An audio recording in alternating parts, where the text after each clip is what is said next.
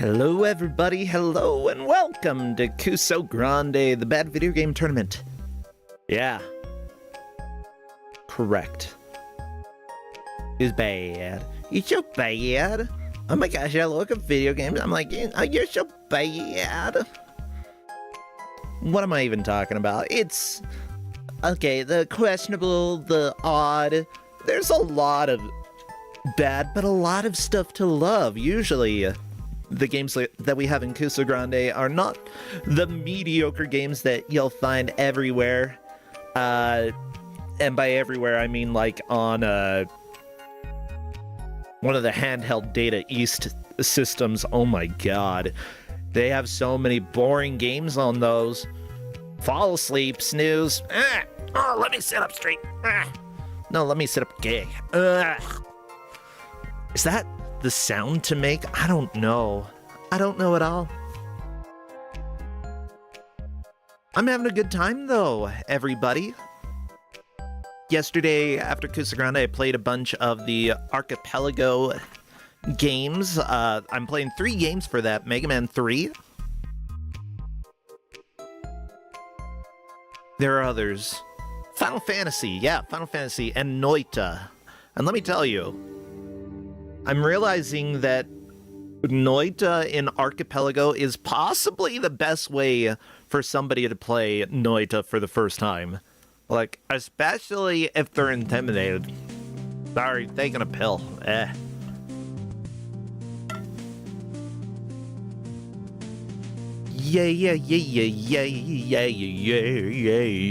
I love Noita. It's a fantastic game. And playing it, I know that there are some people who are intimidated because, like, it's incredibly difficult.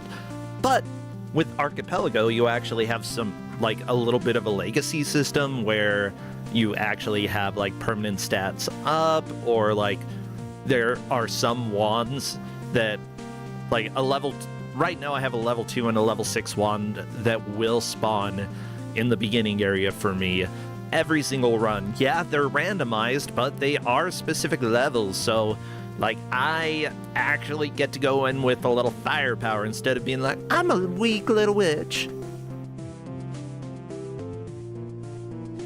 No, I'm a powerful little witch. Yeah. Hey, bonjour, chat. Bonjourno.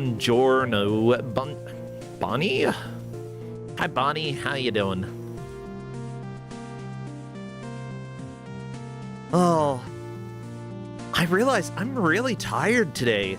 Tails, thanks for resubscribing. You say, what if horses had teeth? That would be weird, right? I would take out the teeth and they would be a normal horse again. Don't horses have teeth? It says don't look a gift horse in the teeth, right? No, in the mouth.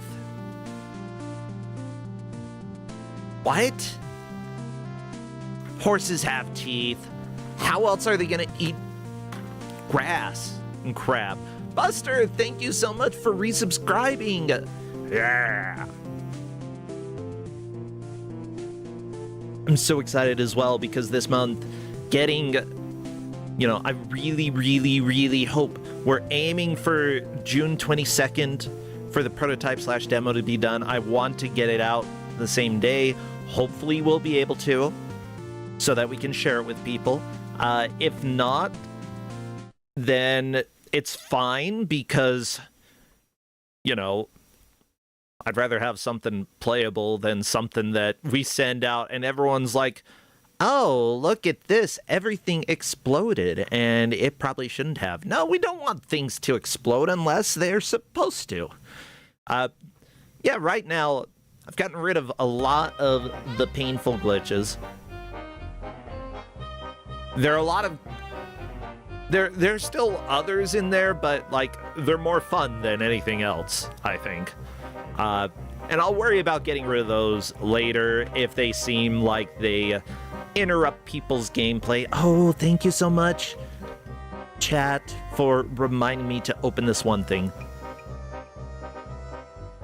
And for reminding me that I need to actually get stuff figured out. I don't remember. No, I remember what I'm doing because this is Kusogrande, the Bad Video Game Tournament. It's time for us to reveal the GM. We've got 3 matches here. Crappy, take us away and don't get lost in the grid. Oh. It's okay. Crappy is excellent when it comes to graph paper, okay? Yeah, Radamaford, the grid. That's where Crappy is gonna live now. Yeah, some people live off the grid. Crappy lives on a literal grid. Okay, well, everybody please welcome in our GM for game number 1, our dear friend Omega Number. Come on in. Give us a game. I love the Oh, hello, Omega Number. Welcome. So, has everyone played Bubsy 4D yet? I have not because I don't have the money for it at the moment. Okay.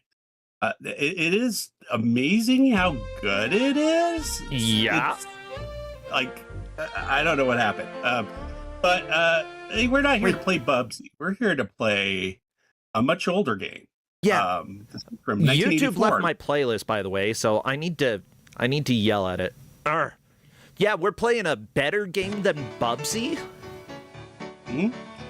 We're playing Volcano Hunter for the TRS-80. Yeah, that's right, everybody. Look at this beautiful cassette that the game came out on. The players are going to have 1 hour to try to figure out what the crap they are doing. Whoever manages to make the most progress gets 10 points. Whoever doesn't will only get 2 points. But considering that everybody in this match has 10 points, nobody's getting eliminated, you know. They would be eliminated if by the end of the match they had only under 9 points. So, like, someone would have to break the laws of physics in order to get eliminated from Kusogrande this round. Luckily, who do we have here? Probably no physicists. Instead, we've got Alapex, Blade Twin Swords, Leslie Pro 04, and Mulla Mulla Sunnyfish. Yeah, I don't know. They could be physicists. I mean, we've got Corndan. He does rockets. You do, I don't remember what you do. You do video games? I do educational video games, including we're working with somebody on physics for something. So, yeah, I do physics stuff.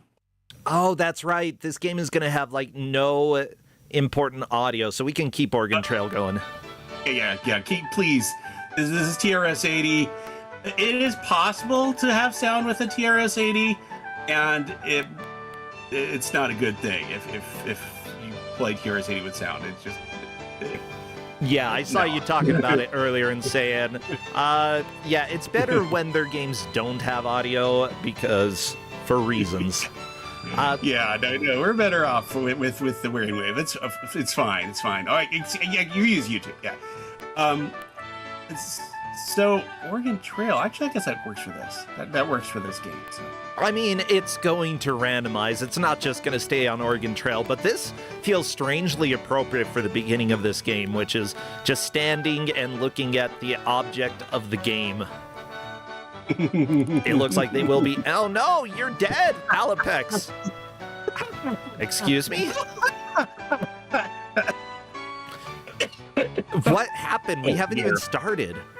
Oh, well, the game it's kind of one of those instant start ones. Like, it doesn't have like a title screen or something. It's actually in the game right now. Yeah. But we track by first movement anyway, so it's fine. But yeah, see, so we got Sunnyfish is moving around. Yeah, no, I'll have them reset first before we actually start the timer, and then so that they actually start the start place, and then when they start to move is when we'll start. So yeah, well, I personally am ready. I'm gonna go ahead and message them and see if they are good to go. They can grab water or something, and let me know when you're set. There we go. Has 27 followers on Twitch. Say what? Vegemate says Volcano Hunter has 27 followers on Twitch. Wow, that's more than Aztec Adventure yesterday. It had 1. This does have some fans. I mean, Well, It's- 27 of them. Like, holy crap. Yeah, it's a game for a system that didn't even really have extensive platforming games really that much. And it is kind of decent for what it is. Hey, it looks like they're ready, Omega Number, so what would be good emotes? I'd say anything very low resolution. Monocolor volcanoes? Robots, fire, volcanoes, lava, gold. Yeah, let's do the gold. countdown. Best of luck to the players. And we will start the timer as soon as I see movement. Okay, there we go. Ooh, Blade already going. All these sound effects are top notch. I know these sound effects. Oh no. Luckily, your men are just vertical lines up at the... Okay, this music is honestly the best possible music that could happen for this game. Sunnyfish is still trying to figure out what's going on here. You can leave the screen now. This is. How do you leave? It's not a bad idea to look at the screen briefly just for like what's going on, because it does give you the overall map. So you start in a building where there's a city to the left, and there's the volcano to the right, and you're the volcano hunter, and you're trying to go.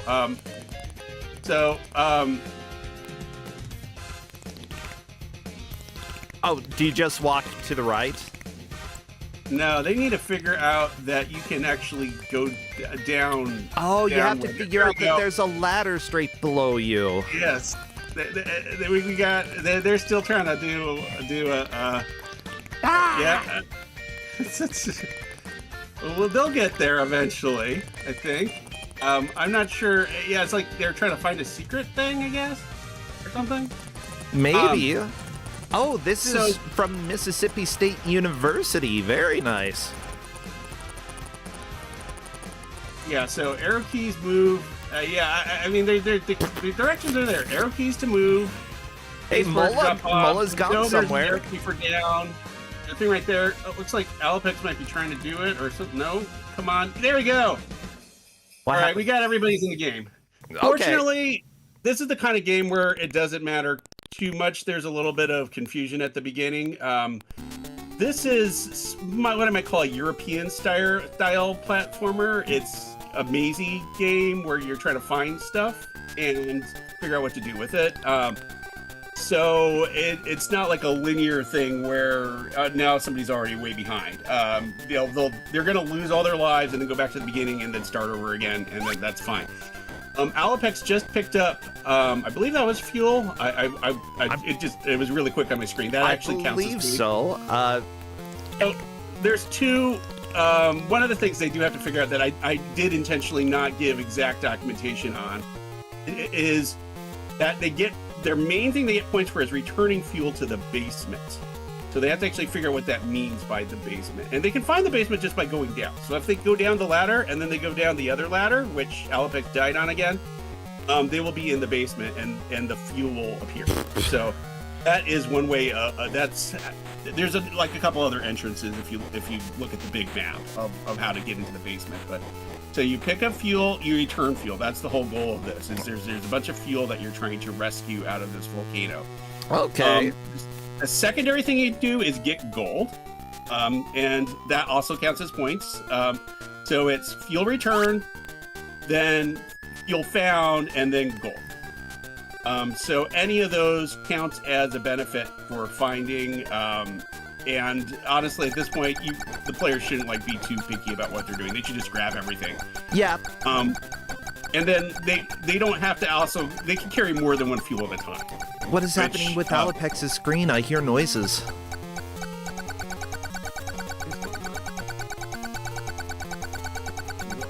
Alopex might need a reset. What's going on? Huh. Okay.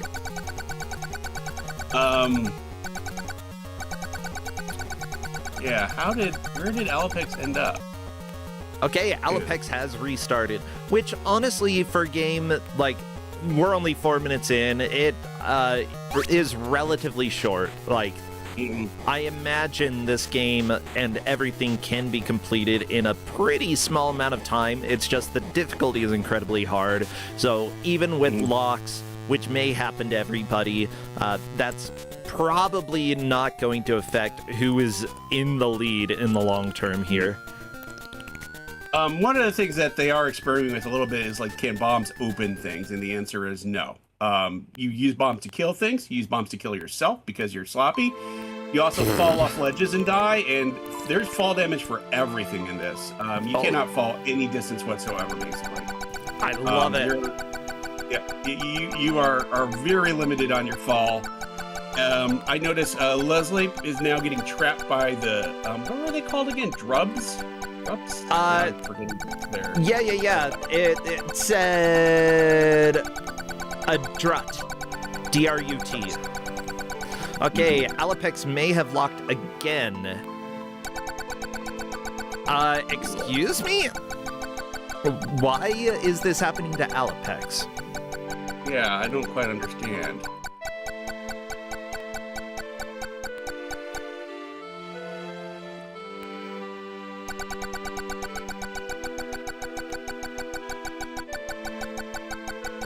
Let me see here if it's even on a Discord.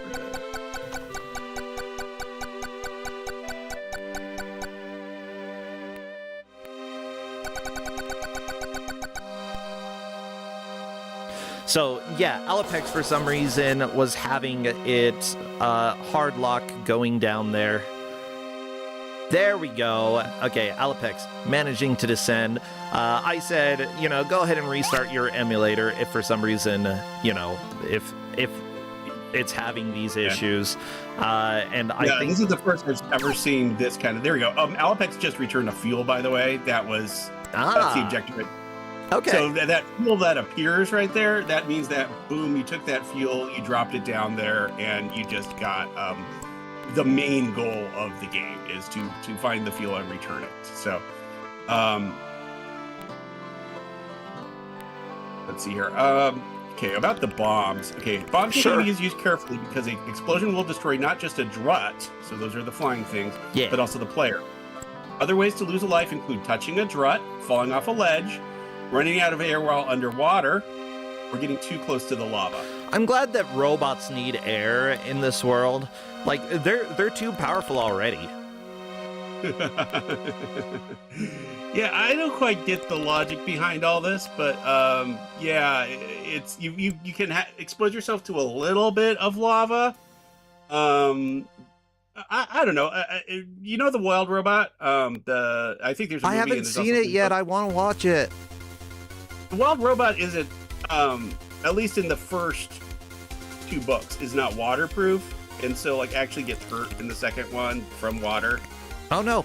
So it's it is. I could see a robot not being that good with water, although the air thing is kind of funny. Yeah. Yeah. It's great. Yeah, water absolutely makes sense. I mean, maybe you need to have an air bubble around you in order to prevent, I don't know, rust. Mm-hmm. Although air will rust you, it will rust a lot slower, And considering that you are the sole denizen, according to Moby Games, of a volcano-side village overcome by ghostly druts, your name is Hunting Harry. We're hunting? Not hunting druts, we're hunting fuel. I assume that's so that we can, stay powered as a robot. Maybe so that we can, heat up the stove so we can make some good, lasagna. Robots love lasagna.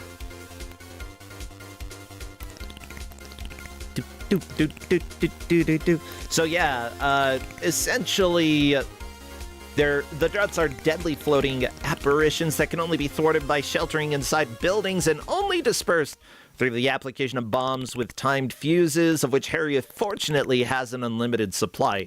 Too bad there's also an infinite amount of enemies. Uh-oh. Yeah, so what even is the TRS-80? It is one of the earliest personal computers that was completely self-packing.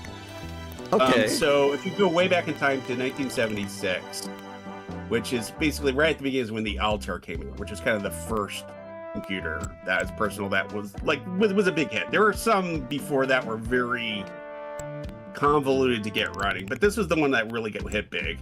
There were a couple afterwards, like the Sol 20, which maybe we'll have a game of them someday, but didn't do so well. But in this 1977, there was what's called the Trinity, which had TRS-80, Commodore PET, and Apple II. Ah. Apple II is in our package, so we've had Apple II games, but we haven't had one of the TRS-80. We haven't had Commodore PET before. So Commodore PET's kind of hard to find stuff for. I sort of have something, but it would take a lot of work to make it work for Match, so I haven't really gone into it yet. But TRS-80 we've never had before, there's a first time for everything. Yeah, Codeman, by the way, is correct that the TRS stands for Tandy Radio Shack, but another nickname for for this computer appears to be the Trash 80, which I kind of love. Chiron, TRS does not stand for the TRS system. Oh my god. Don't you dare. Yeah, this computer did start at $600 when it was being sold. That's over $3,000 today. So, I'm just seeing, apparently while the software environment was stable, the cassette load/save process combined with keyboard bounce issues and a troublesome expansion interface contributed to the Model 1's reputation as not well suited for serious use. Probably the reason it got the Trash 80 nickname. Yeah, it lacked support for lowercase characters, which may have hampered business adoption. Oh, it was all caps? Yes. You had to buy a special unit to get caps. And there's some old Scott Adams games where he clearly wrote it on a system that was all caps. But then you can play it so it doesn't use all caps, but sometimes it gets really confused. So it'll have random capitalization in a word, just randomly. Okay. Because it was originally played on one that the caps didn't even exist. So it looks like they're doing a pretty good job getting a sense of the map. Yeah. Alapex died. Oh no. Alapex is in the lead, I believe. I'm reading this right? Yes. Yes, at this point. So that little mess around, mucking about at the beginning, actually, I think might have been a little bit helpful. Just, I don't know. It's kind of interesting because, right away you can get a fuel stash. So everybody should have one stashed. So, and if you don't have one stashed, it means you haven't figured out the setup as much yet. But it says you got to take them to the basement. Where would a basement be? It'd be down below. Yeah, it appears that Leslie hasn't taken anything there yet. Yeah, it does give you a map at the beginning, too, where there's a city and then there's a volcano. It's not like you're going to find the basement in the volcano. You're trying to get stuff out of the volcano, so... Yeah, mind you, this map is huge. You shared me an image of this entire map, and yeah, I don't know if we've even seen much of the volcano at this point. Yeah, this is a little intense, everybody. This is a decently chunky game. Yeah, I know people were making fun of the 200 plus rooms on the tape, but this is a decently chunky game. It will actually take somebody who is trying to seriously beat it a fairly long time. I don't remember how long it took me because it was ages ago that I mean, we're talking 30 years ago. So I don't remember, but I think 5 hours or something. And one of the things I'm kind of curious about is if any one of them are taking notes or they're just doing it off their memory. Because you can get lost enough trying to do stuff that you might, oh no, sunny fish down the trap. There's a fuel right there too, so that's really big to find a fuel. I mean, the gold is good. You do want to go ahead and grab the gold, but it's just sort of a subsidiary thing to break ties, basically. What you're really trying to look for is the fuel. Oh, yeah. And Yeah, anytime you find fuel, it's actually a big moment, and you can really boost your score by doing that. So the only big problem is it looks like Leslie still needs to actually work on returning some of it to the basement. Yeah, I mean, we've got plenty of time. Honestly, especially if you think that you know where the basement is. Not a huge deal that you haven't gone there, but I'd at least want to check it out, make sure that I know where the goal is for me to take stuff. That's my own personal opinion. By the way, yeah, looking at this, apparently by 1979, this was the computer with the largest selection of software. Until 1982, it was apparently the best-selling PC line, and per Wikipedia, outsold Apple II by a factor of 5, according to one analysis, which is pretty huge. Oh, yeah. No, Apple II, by 1981, you still would be more likely to find a TRS-80 than an Apple II somewhere. TRS-80 was a lot cheaper than Apple II. Apple II is the high-end, expensive line. Yeah. This computer looks like the computer from Severance, by the way. Let me go ahead and share a picture. Have you seen Severance? Yes. Good. The one Severance is a Data General Dasher, which actually does have some resemblance to a TRS-80, I would say. What is the computer that they have on that? It's a Data General Dasher, which is another computer from around the same time. Oh, okay. I actually was playing a Data General game yesterday. So, I could give a Data General game for Kuso one day. So they could really be playing on the Severance computer. But it's the Dasher isn't even a regular. So it's okay. The way Data General it worked, that was a company that made mini computers. So yeah, okay, here's the Data General, by the way. Look at it. In the 1969, you didn't really have personal computers, but you did still have businesses that wanted computers, and they didn't want to spend $500,000 on a computer, which is basically what you did if you wanted to get like an IBM. Yep, that makes sense. No, you don't want to. You need to. You're not that kind of business. You're sort of medium-ish, but not like I want to buy a whole room full of gear. So that fill the gap, there's what's called mini computers, which is a DEC, digital equipment, and Data General were the two companies that did that. And Data General got really big, really fast in the 70s, and then kind of completely died in the 80s because everyone now could just buy personal computers. But for a little while there was sort of this market for like $5,000 computers. That was, that's not really a personal computer, but it is one that a business can buy, and then they can hook multiple machines up. And the Dasher doesn't actually the computer, it's the thing that you hook up to the computer, and then you can hook up multiple to it to have multiple things, do it at the same time. Gotcha. Yeah, somebody said it's just a terminal, it's not the computer. Mm-hmm. Hold on, did Leslie just make a drop? It looks like... Yes, Leslie has taken something back, indeed, okay, and is Leslie on had the board. A really good haul, too, yeah. Now, this game, it could have very big swerves to it because it is so much an information game when you get down to it in the end. Mm-hmm. Like, if you know the map and you know where to go, you can get a bunch of fuel pretty fast. You can't win the game fast, but you can get a bunch of fuel pretty fast. And it means that if there's still somebody who has only deposited like 3, they could get eaten by doing that. So now that Leslie's figured that out, we might, I could easily see somebody going from 4th to 1st on this kind of game. So that's kind of nice. Have we had any sort of Euro platformers going on that are like exploration based this Kusogrande? I'm trying to think. I'm not completely sure, but we've had plenty of there have been the Monty Mole games in the past. I think Seamus has shown up before.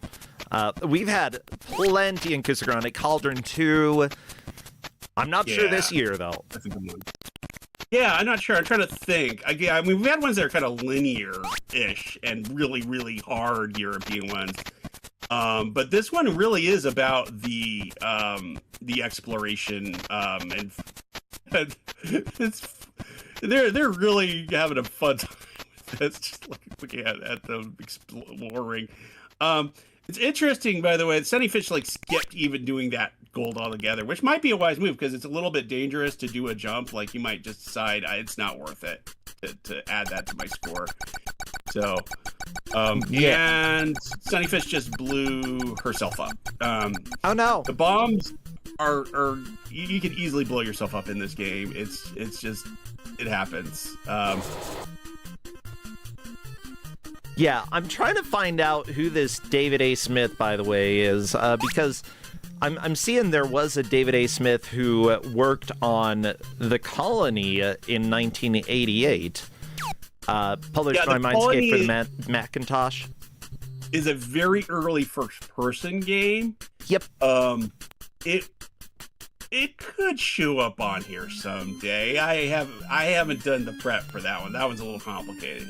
But he's done some very interesting, like very early exploration 3D games. And yeah, The Colony is super early for a 3D exploration game. It's way before most of the other ones. So yeah, this is a really fun developer. And there's a fan Facebook page where the authors actually commented on some of the things.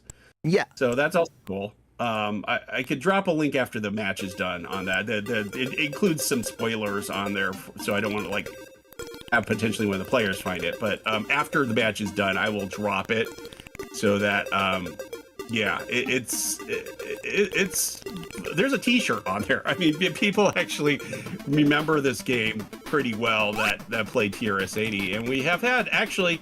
This is not the first time I've tried to give this out. I tried to give this out during the GM bracket, if you remember way back then. And I tried to give it to Kuso9rande.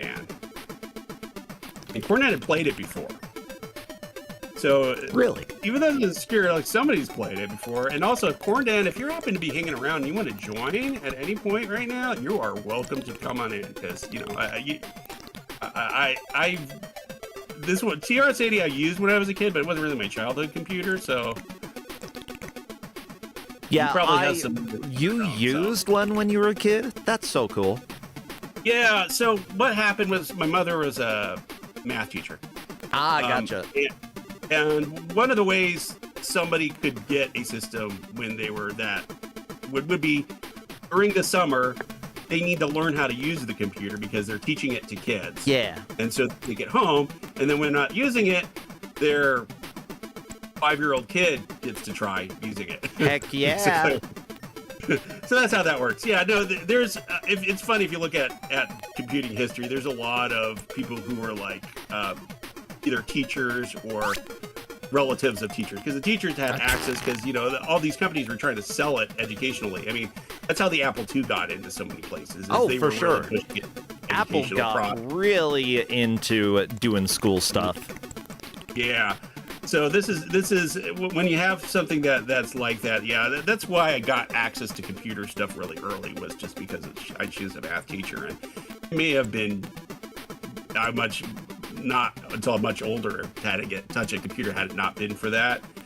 You know, and not everyone in the 80s actually ever used a computer. Some people they didn't get to touch one until the 90s because they're, you know, it cost money, and it's not like really jobs are requiring it yet for anything. So. Yeah. Oh no, Leslie Pro. Like, I imagine this game, with like a lot of games from the era, had more or less auto jump. You hold up and you jump and you keep jumping. If this is an up to jump game. Yes, up to jump game. Yeah, and because of that, odds are you're just holding up and jumping the entire time, and because of that, you know, it's very easy to do jump buffers and to do very precise jumps by using jump buffers. However, these conveyor belts make it a little bit more annoying, especially when they are not conveniently lined up for the auto jump, because you will fall to your death a lot. And Leslie Pro has Leslie found that out. Really tricky one, where it actually had to let go just briefly of doing jumping and then resume jumping, and managed to successfully get through without dying. So that was good. Yeah. Every once in a while, by the way, I've seen people's heat gauge go up, which I assume is from the volcano. Mm-hmm. Yep, there's parts which have lava and will cause your heat to go up. If your heat goes all the way up, you die. If you all didn't know, this is how robots view the world. You do have to. I mean, you can't avoid getting into lava in a volcano. So you will sometimes get hot, and you just have to time it out. You make sure you're not in there too long. Oh, I will sometimes get hot, you know. Same thing with the air. There we go. Leslie does another deposit on the fuel, so I believe very nice. Is that tied or is that at first? I can't see the second column very well right now. We will see. It looks like Leslie has 4 canisters returned, 6 picked up. Oh, 5 returned, 6 picked up. That means that Leslie has moved into the lead by 1. Yeah, of course, things may be corrected over time, just depending on if it's needed during Kusogrande. You know, the refs have a lot of stuff that they're watching here. Considering that they've got all these numbers up there, they still have to pay attention to when has a canister been picked up, and they're tracking all of this information elsewhere for new runs because, you know, they just got to make sure they know how many they've gotten in each run. Yeah, refs are very, very helpful for this one. I wish I could just do high score on this, and because there's a number in the corner, but unfortunately, you can lurk somewhere where there's a lot of the druts and just rack up points like crazy. And it's a little dangerous because you can blow yourself up, like Alepex just did. But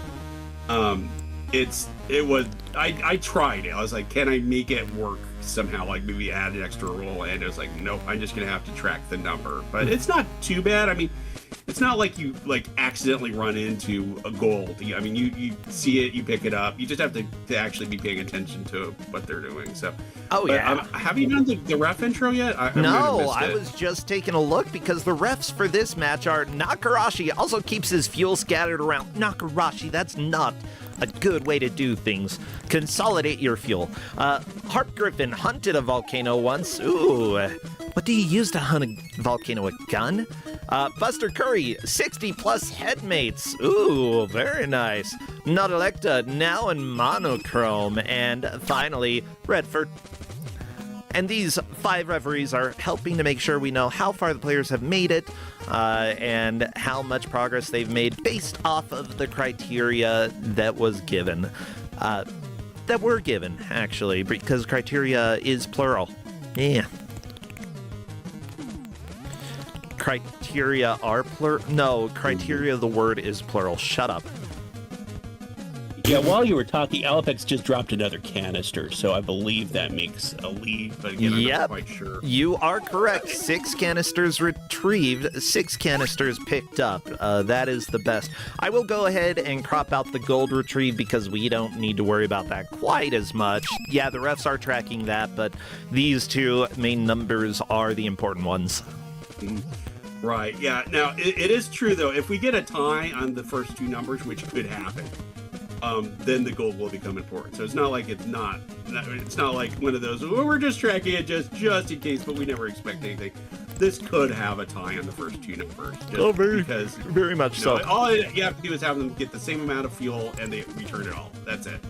So in that case, then the gold probably will be a deciding factor, I would expect. And then if somehow we're even still tied, then we do the usual, which is who got there first. So, yeah. I love one of the things that I've seen every once in a while, by the way, is that a player falls a little bit, explodes, and then their body keeps falling all the way to the bottom, and it is such a good animation. I love it. Oh, there's fuel, Mola. Oh, okay, there's fuel over here as well. Okay, there's a fuel down and to the right. Just got to make sure you get on the... Yeah, good ladder climbing.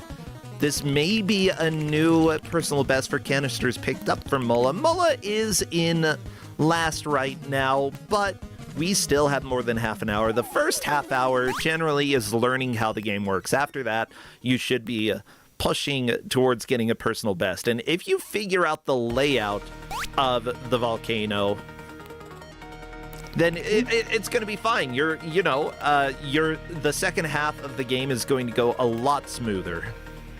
Yeah.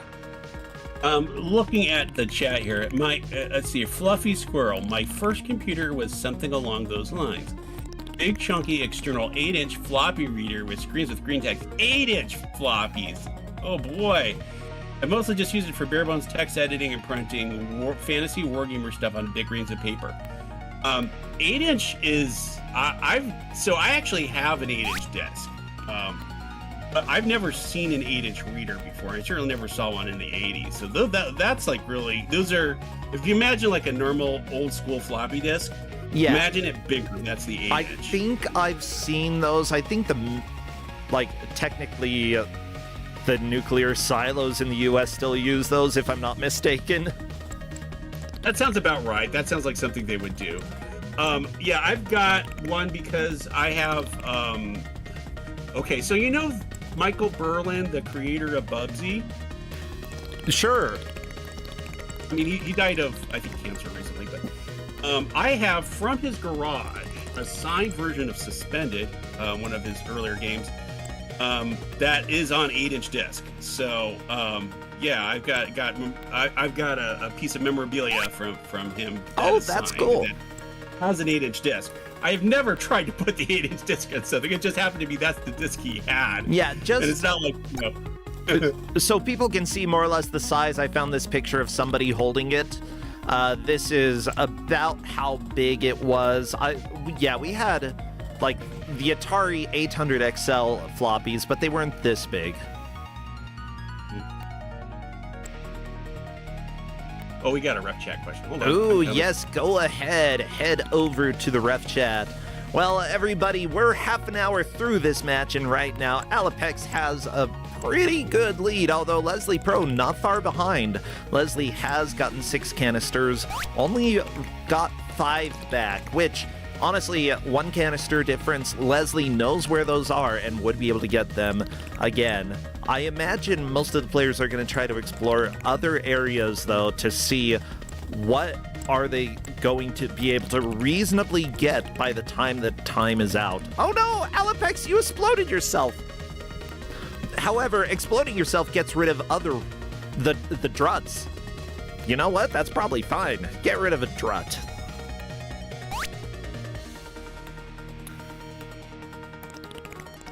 Yeah,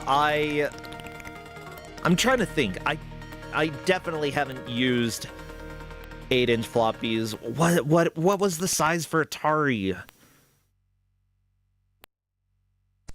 5.25 probably, or yeah, 5 1/4 inch. Yeah, we had one of those old floppy drives, and no, I know that I've picked up an 8-inch floppy. What did I do with my 8-inch floppy? I don't remember that night.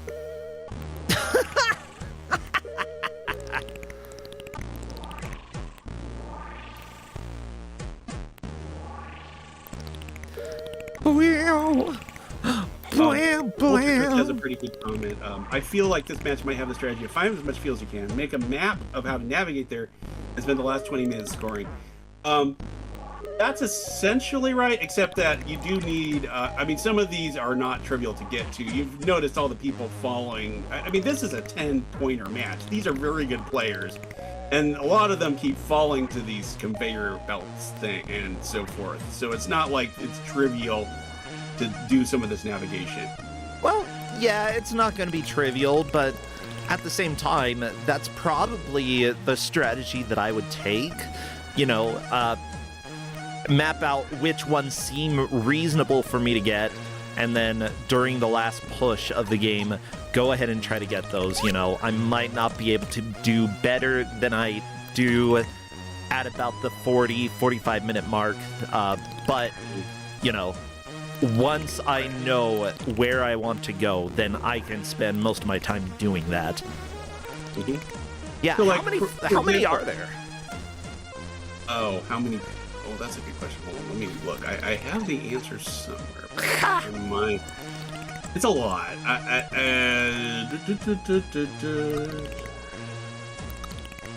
Meow. Bam, bam, bam, bam, bam. I want to say 50, but it's not. Hold on a second. There's. I'm trying to think it's somewhere obvious. It depends on how many dinosaurs there were, I guess. And by dinosaurs, I mean trees, because the reptilian birdie dinosaurs came along way after the stuff that got buried to make the oil, I believe. I don't know, maybe some animals got mixed in with the oil. I don't know exactly. Is there an oilologist here? Good question. Or yeah, I don't think that's a word, oilologist. Oilology. But I want it to be a word because of how hard it is to say. Oilology. Blah. It also sounds really gross to say. Yeah, I'm wondering a little bit how the spawns work with this as well. Are enemy spawns random, or are they based off of you walking past a specific place on the screen? They are not random. There is very specific algorithms and so forth going on with them. They are really persistent. There's so many that when you start to get into zones where they appear, there's not. It's hard to try to juke like I'm gonna avoid them altogether, kind of thing. I mean, you want to try to deal with them the best you can and get by, and not try to come up with some sort of clever way of, if I stand this many pixels to the right, they're not going to spawn. That tends not to happen. It is a pretty deterministic algorithm how they appear. Yeah, the fun thing with the NES game, because you're repeating the same route over and over, you can predict where, I need to drop a bomb here. So that's actually a really good thing in the end. Yeah. And I've noticed the players are starting to be more confident with that. Like they're blowing themselves up a little bit less because they kind of know where to drop a bomb and go. So I think Sunnyfish might be actually having the most trouble with the bombs, which is maybe part of the issue. I haven't stopped to count how many times each player has blown themselves up respectively, but that does seem to be one of the big things. When I was playing, at least, I was blowing myself up a lot. I had actually. It's very easy to do. It's honestly, it's like. I mean, it doesn't look that bad. Like, it doesn't look like a Bomberman situation, right? Where what I'm talking about with Bomberman, where there's like this big long line, and you have to get out of like the horizontal and vertical. It's not like that. It's just in this region the bomb appears, but it's a pretty quick fuse. And you're dodging an enemy at the same time, and sometimes you're also platforming at the same time. It actually is really, it's very easy to accidentally die. Yeah, accidental death in this game seems pretty common. I was thinking about spawns. I'm dealing with the nightmare of, like, having duplicate spawns on the NES because, of course, the default engine does not get that right. So, I think that I know how I'm gonna deal with it. I do have spawn locations set, but I don't want too many enemies on screen. Because it'll cause so much lag. Right. Is your game? I don't know too much about the nature of your game, but is it such that you can actually do strats which keep more enemies on the screen intentionally to avoid other ones spawning? Because that's always been an NES hallmark. Not at this point. I don't currently have a limit, although I might. No, because of the speed that I want the game to be moving at, honestly, keeping enemy count a little bit lower is good in order to avoid lag. You're probably not going to have to worry about that too much, because it will be moving fast. It's not going to be like a slow run and gun. I gotcha. Yeah. So I've got an interesting question in chat. Is this game actually okay? It looks interesting for sure. I recommend playing it. It's fun. I have given out like absolutely horrendous to play games, and they missed one of my curveballs because of veto circumstances, so that's okay. And this one, honestly, I think it plays pretty well, but it is very old school. You know, it's very mean in various aspects. It's I mean, there's lots of reasons why I would get immediate veto on Mystery Tournament, for instance, even without the exploration and the fact it's non-linear. So, you know, there's lots of reasons why it still belongs here, other than just it being giant pixels and so forth. But honestly, I think the giant pixels are enough. I just love the look of this. I mean, but, you know, I'm the person who administrates the Atari 2600 speedrun Discord, so I don't mind chunky pixels. Okay. Yeah, I'm having a lot of fun with this. I love seeing a system that I haven't seen before. You know, I didn't even know this computer existed, but apparently it was all over the place. Just like these druts are all over the place, just ruining this robot's day, okay? This robot just wants to not run out of fuel. Yeah, it's not like the Dragon, where that was decidedly obscure. This one, it was famous. It's just, it was famous so far back, you know, like it's like 81, 80 is like its peak, you know. If you had a personal computer, this is the one you had quite often. Yeah, so I played a decent number of games on the Apple II in school. right. I don't think, like, most of them were not platformers. A lot of them were like, have a bunch of text and answer a stupid question. And it's like, no, I don't want education. I want games, you know. Oregon Trail, easily the best game on the Apple II back in the day. As far as I remember, there might have been better games, but I don't know, because they didn't have any of those better games in school. They probably were like, we don't want kids to be too entertained, you know, just That's right. a little bit. Mullah keeps dying. No, Mullah. I mean, as somebody who works with education software regularly, it's not like there's a whole bunch of gems you're missing out on in terms of Apple II educational stuff. There are some good ones that you might not have heard of, but there was a whole lot of throwing everything at the wall, and there's a lot of it that's you figured just because it was a computer that they could make a addition drill and it would be fine, you know. And so those kind of games never really lasted. I mean, Oregon Trail was even by the time that the famous Apple II version came out, was a long-lasting game, because it actually, original version was 1971. It was made for a classroom, converting a board game, and it was made as a text version. They actually you had to type bang, like on the teletype. It wasn't even on a screen, it was on a teletype. And you had to type bang really fast when you had like a thing where you're shooting a enemy or That's amazing. Yeah, that's how they did that. And they they used a little bell on the typewriter thing. It sounds just like a typewriter bell, but it's on the teletype. As the thing, like when an event happened, so that was like their sound effects. And it was actually, so the Minnesota had this system that was been up like in 1975 that put this game up, and it was a huge hit in Minnesota. Like, they actually was their biggest game in that time period. So they were clearly going to keep it going. So when the Apple II graphical one came out, it was 10 years later. It was after they already knew this was a really good game and a big hit. So they augmented it with this other stuff. But yeah, a lot of these educational games are not. I mean, I certainly have interest in putting one of them in Kusogrande sometimes for obvious reasons, but I have. It's hard to find a good educational one that would work for this. It has to be that way. And one of these days. But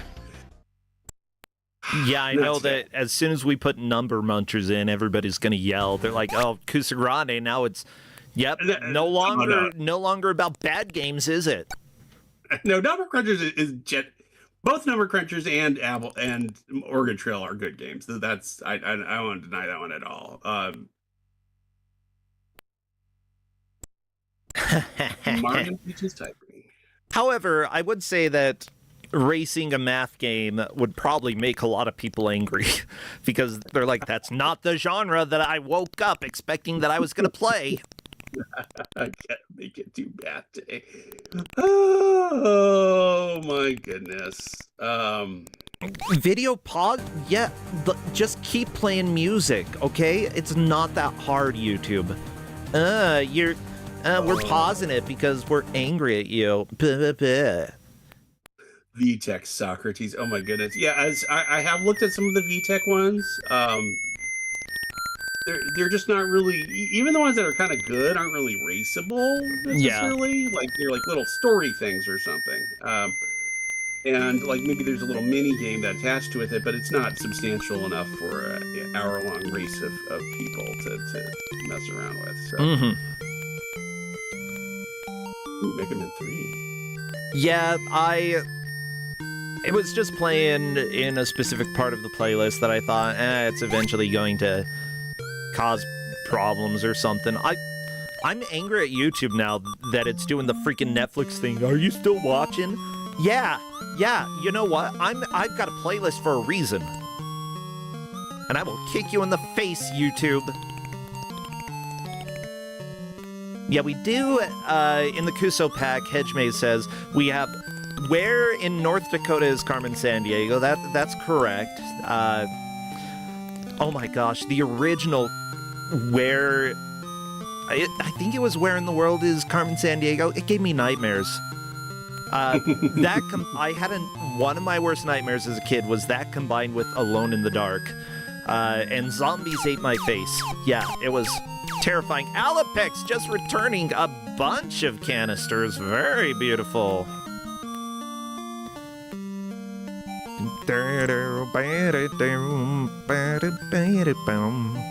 A state localized Carmen Sandiego. Yeah, so this was kind of the experiment. They're going to do it for a bunch of states, but they had interest. They managed to get the North Dakota interested, so they went there and they made one for them specifically, and they actually used it in that state for a long time because, as you might imagine, there's not a lot of resources for teachers in that state to do state history, and it's a requirement. Every state has its own state history. Oh yeah. So they used that game, I think, all the way up until the 2000s, from what I remember reading. They just set it up with like an emulator for later on. And in fact, you know what? My younger daughter, my one who's 11, has played Oregon Trail in a classroom. The actual Apple II or Oregon Trail. They set it up the real original. That's interesting. Familiar with the game. Yeah, mind you, I played a lot of Oregon Trail 2, or Oregon Trail the original, when I was in middle school, I think, is when I played it the most. But then, no, I did play some in, that was also middle school. Okay, but then eventually we got Oregon Trail 2 on PC, and let me tell you, that's my favorite. I love Oregon Trail 2. It's campy in all the right ways. And I love that there were certain features in the game that I just didn't understand for like a year or two. But I had the whole Oregon Trail 2 strategy guide. And I'd go through and it's like, yeah, make sure you set your occupation. I'm like, you can set an occupation.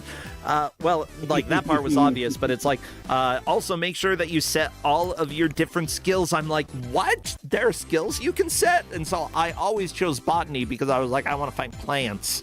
I want to eat plants. It seems like free food. Plants are free food when you're on the Oregon Trail.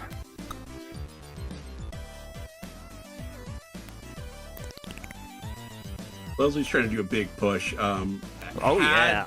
7 fuel, I think it was, and then died before being able to return it. Unfortunately, but that is how the robot crumbles. The hurting Harry, the whatever the crap his name is, Robot Boy.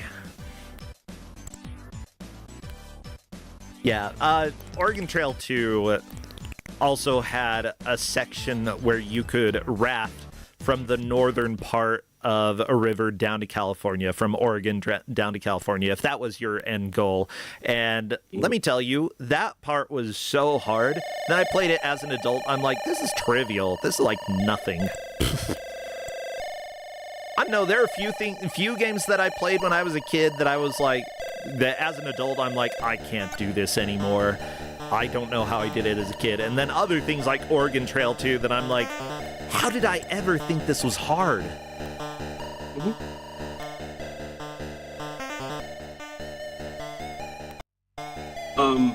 I was gonna say, somebody was asking about Donner Party. I have the recent one. I actually have the Switch version on physical of the recent one because I'm a nerd. And yeah, it's got scenarios. It's got the actually the new one that I like is a cattle trail one. So rather than doing Oregon Trail, it's like I forget. I think that it's a Texas to Montana one, like Lonesome Dove. And that one, you're taking your cattle up to the as opposed to trying to just travel cross country. So okay, I honestly kind of want to try the new Oregon Trail. Like, the biggest complaint that I saw was that it's developed for apps, so getting it on Steam is weird. But so it's Oregon Trail. I don't know. I mean, I have the Steam. I mean, I have the Switch version. So is there a Steam version too? I don't know. There is, yes. Okay, so I mean, lots of games have. Slay the Spire has a version on the phone. I can play it on my phone. What are we worrying about? Yeah, you can play Bellatra while driving. Like, come on. Oh, I think Slay the Spire might be the best phone game, but I still have to play. You have to play 2. I'm actually gonna wait out the early access. I've got enough games to play, and I'm like, we got enough fanatics playing. I'll wait for the balance stuff to go out. And yes, do not play Bellatra while driving too. I'm sharing an image here. Okay, yes, I agree. Don't play it while driving. However, I'm still going to share this image. So too bad, all of you parents out there. I am influencing people who are influential. Yeah, this picture. This one's great. So good. Poor kid, about to be run over. Bleh. Actually, yeah, kids, this is what happens when people play Bellatra and drive, okay? You end up in the middle of the road, very likely to die. So tell your parents, don't do that.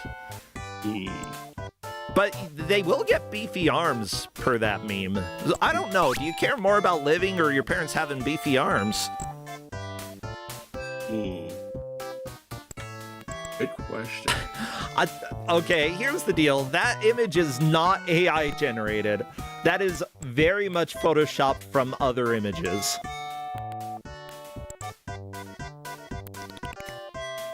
It's funny. It's like, it used to be like if something was Photoshop, it'd be like, ooh, Photoshop.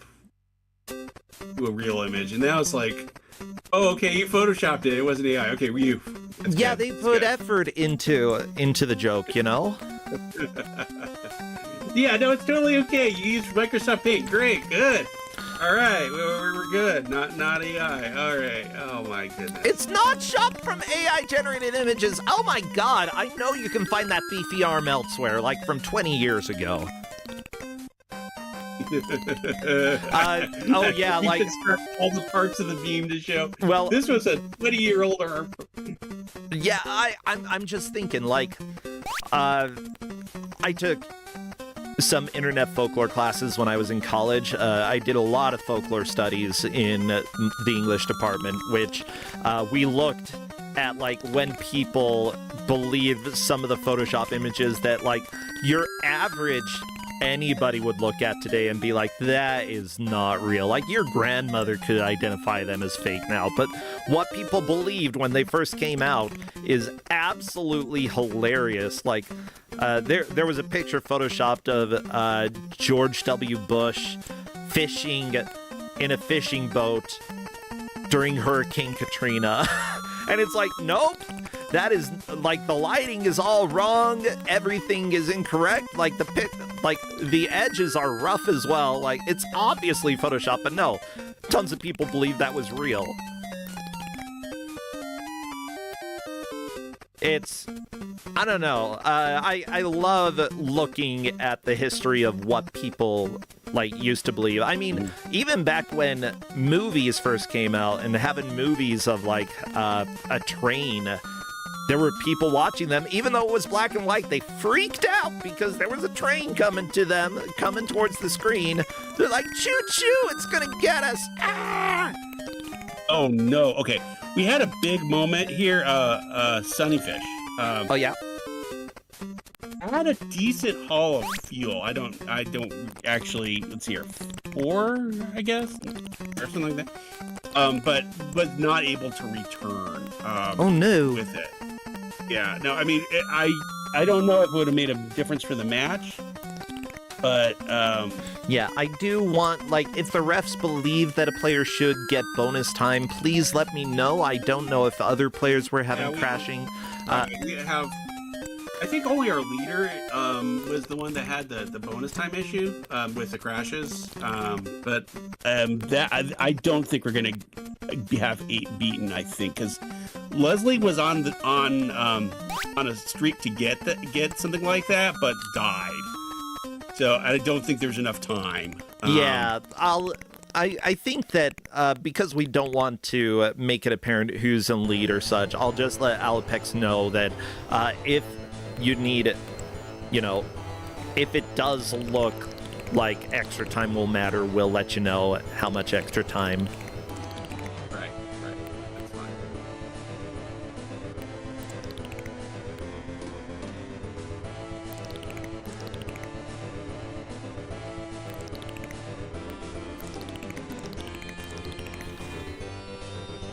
Yeah, Sunnyfish had 9 fuel. Like, yeah, like that was really going for broke there. Oh my goodness. It's one of those tactical things about this kind of game. When you get it, it's like because the returning part is important. Do I do some kind of like moderate one, or do I like go for broke? In this case, we were near the end of the game, so Sunnyfish had to go for broke and really get as many as possible before trying to get back.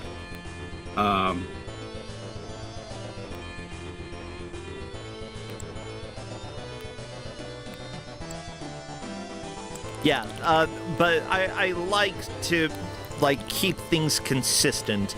That way, you know, they know that, hey, we have paid attention, and so there are no weird surprises. Because, you know, if it gets to 5 minutes left and you've had these crashes and you're worried about stuff because, like, things just haven't been going your way, you might freak out and be like, you know, they're against me. Yeah, I know. I don't want people to feel that way. Like I said, I think Alapex figured out more quickly kind of the original setup from having to noodle around the opening a little more than normal. So I don't think the crashes were a benefit, but it is interesting that I don't think they were actually that harmful in the end, just because of the amount of information that was going on with the game. At some point you have to, you know, implement, but there was certainly a lot of information in this game, and not as much in terms of. At this point, I'm. Oh, can we get a lead change at all at this point? I don't know. Blade Twin Swords would be the one most likely, but I think. Oh, I don't know. There's a 6 question mark on there. We might have to replay the tape to find out how many things of fuel were in the room when Blade Twin Swords returned. I don't actually know. That's the one that's a little bit close. Yeah, Harp Griffin, one of our referees, you know, was They're discussing things right now.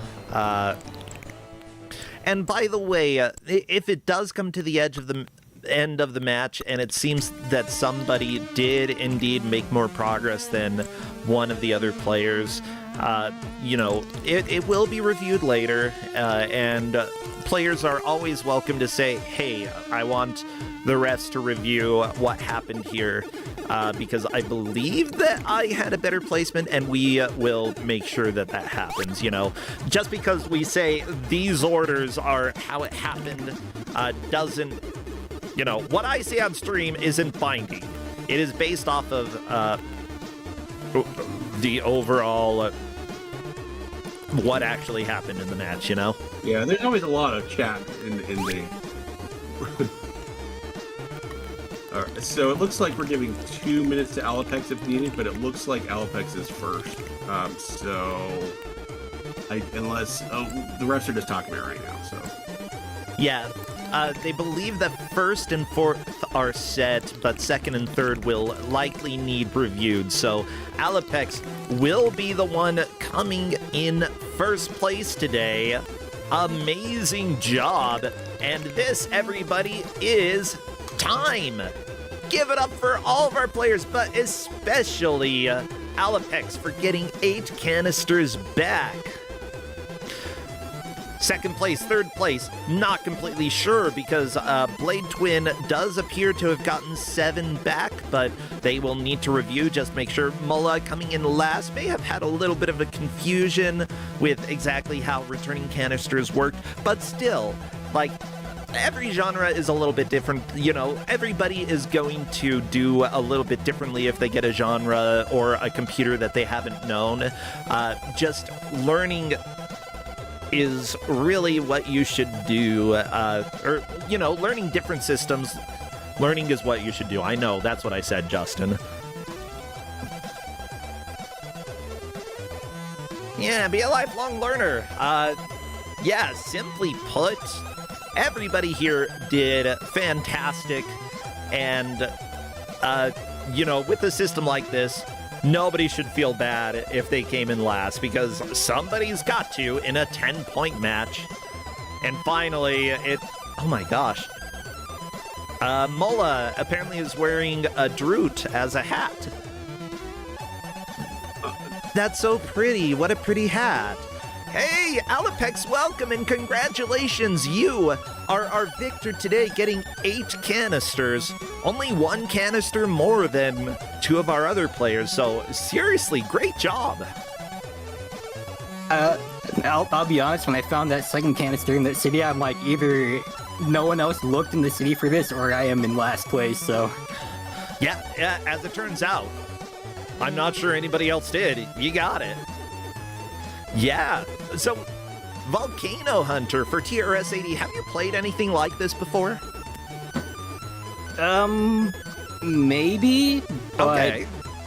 Nothing this, just completely random with the punishment on the enemy spawns out. Although I like my streak right now where the enemies aren't doing anything to me.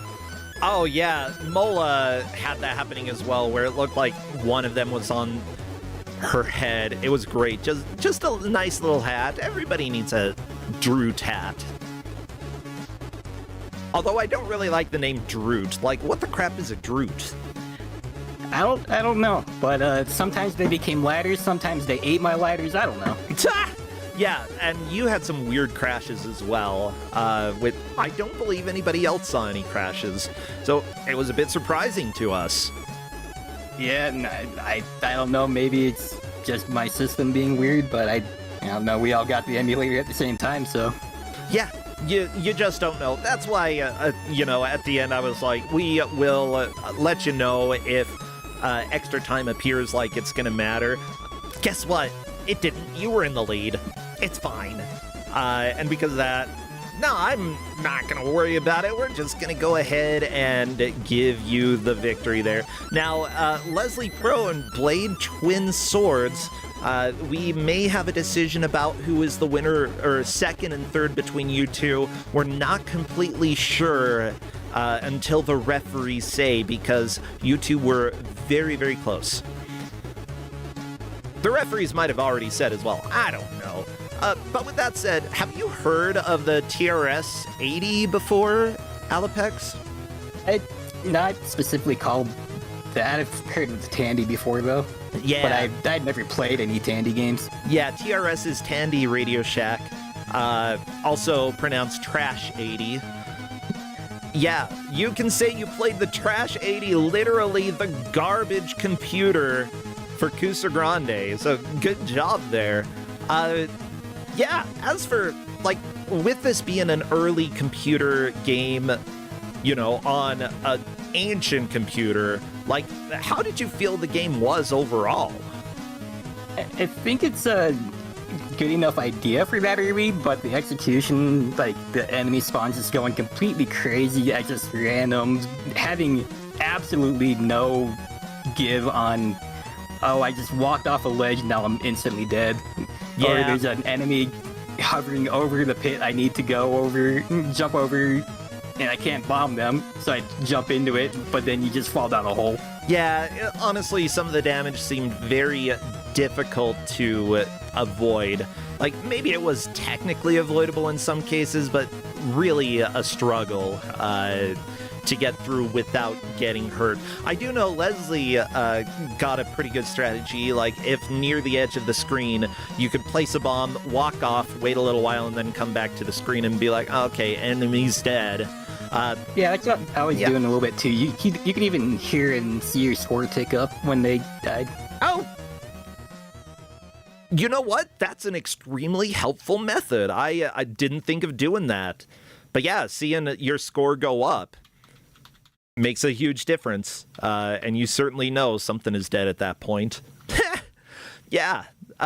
So besides what we've discussed, like, what else do you think? Is there anything that really, like, was interesting to you at all? Or do you feel, especially for the era, was a good, neat idea? Or, I don't know, is it something that you could pass? I did think of in every complaint, the ladders are up to go up them, and jump is up.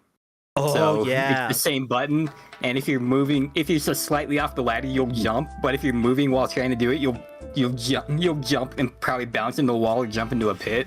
Yeah. Or if you're just climbing up the ladder, you'll see us jumping at the top of it all the time, just because it was that precise. Also, on like middle platforms, you had to be at like the perfect pixel. Yeah, you're absolutely right. Like, having up to jump and up to climb makes it incredibly frustrating.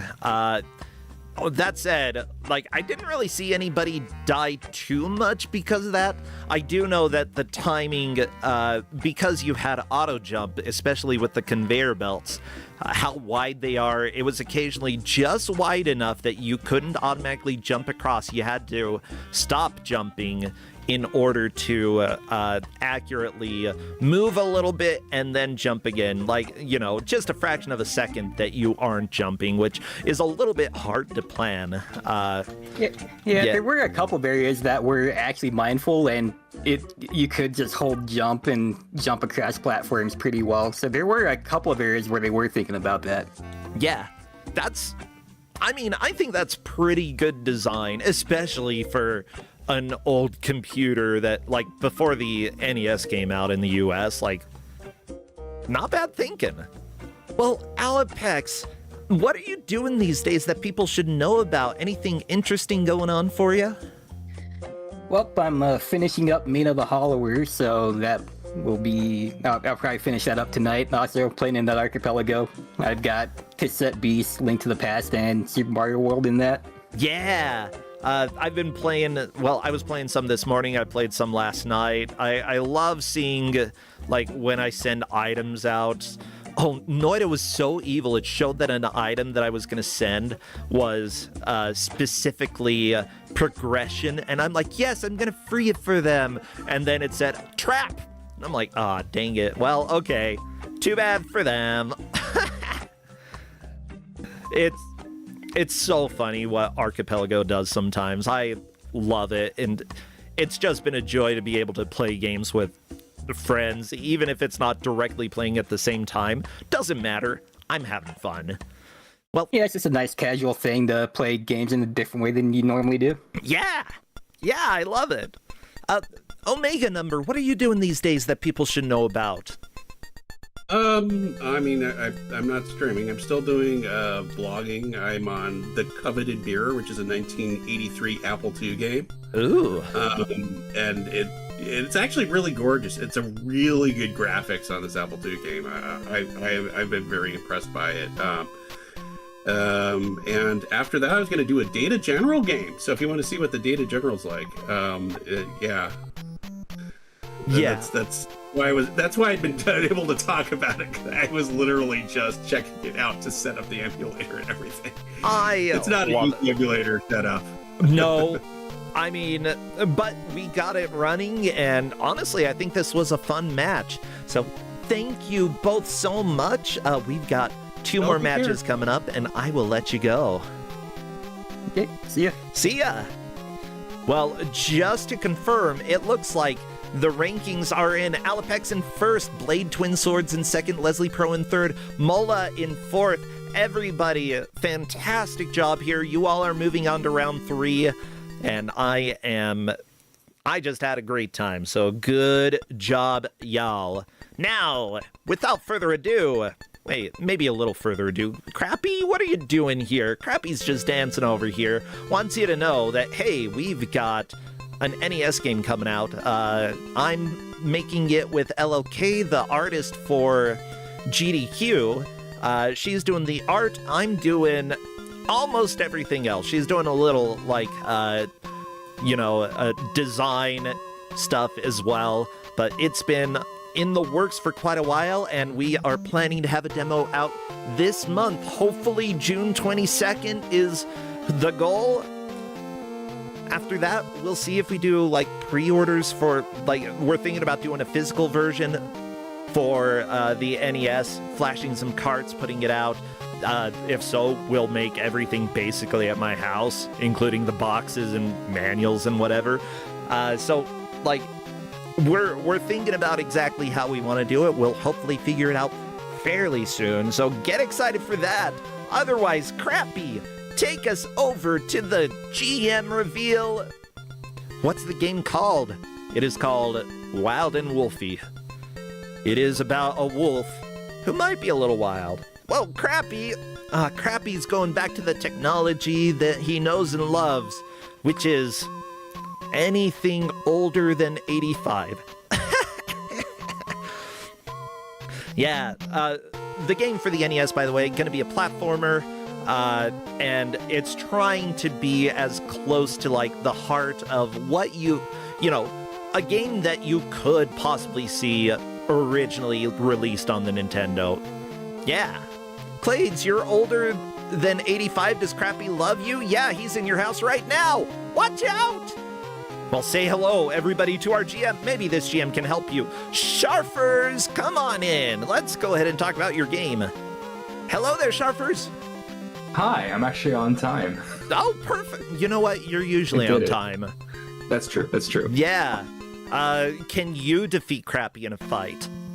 Can I defeat? Well, I am not older than 85, so I suspect not. Well, I mean, I think that's to Crappy's detriment, you know?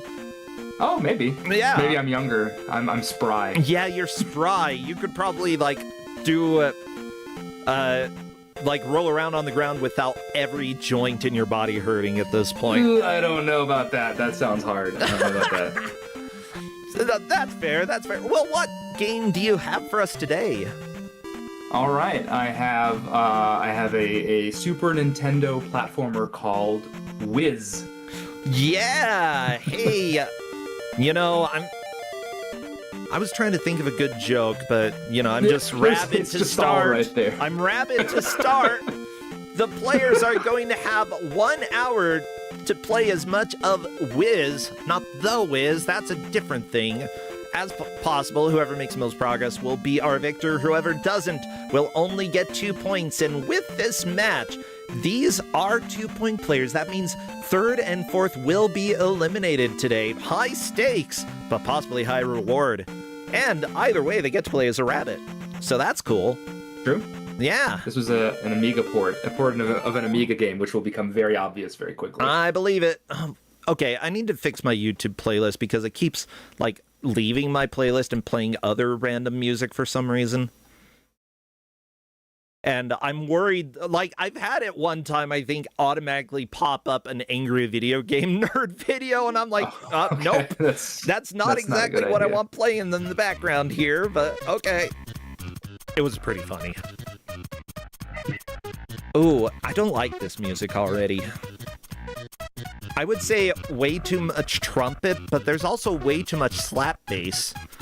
Yeah, it's a very confusing. And there's not enough That's- I anything think so, else. Oh, and yeah, it's it's Titus. Okay, well, Yeah, it's Titus. It's No. Titus. I should have led with Titus, actually. That's my bad. yeah, guess what? This game is gonna suck. You know, as It's, soon as you it's see Titus. challenging. Yeah. Okay, maybe it won't suck as much as, like, make me pissed off, which is Yeah, fine. that's exactly what it is. I get very annoyed. I got very annoyed playing this game. Yeah, so we're on normal difficulty. So Yeah. I'm thinking another Titus game on the Super Nintendo is Oscar, or that was Yes. either Super Nintendo or Genesis, possibly both. I hate that. Yeah, simply put, like, Titus did not have a lot of good games when it came to developing or publishing, which it appears that Flare Software made this. That scares me a little bit. Like, Titus published maybe one good game. Yeah. Claire also is the one who developed Oscar, so they have that in common. There you go. It looks like the players are ready, so what would be good emotes to spam? Obviously, rabbits and magic, but anything Yeah. else? Blocks, walls, like brick walls. It's a very strange video game. Very strange. Blocks. Go ahead and spam chat, because we're doing the countdown right now. Get your emotes out there, and I will get the timer started as soon as I see movement in... You know what? We do have horizontal gold key. Ooh, carrots? Yeah, we have a lot of rabbits. Look at that rabbit. It's perfect. It's a good amount of rabbits. Ooh, Thank you. you know what? Never mind. I like this game now. What's very obvious is the game is isometric, and so the D-pad does not do what you want the D-pad to do. So if you see anyone like moving very hesitantly, it's because they don't know which way the rabbit's gonna go. I don't know if the rabbit's name is Wiz or not. I don't have a ton of background lore we'll knowledge of the learn. game. I'm sure you'll help me out with that. I Yeah. even have the manual up, but can't be bothered to actually read it. Just because Amazing Toaster's screen is a little bit erratic, I find it better to have the audio on someone's screen that doesn't have like some of the chugging. visual lag. Yeah. That way you can hear along with the smooth graphics over here. You know, internet gonna be internet. That's how it goes sometimes. Not a big deal. Yeah, There's well, there's no like the progress in this game, because these levels go out in all different directions. So we're tracking progress by how many doors they break or walls they break. yeah.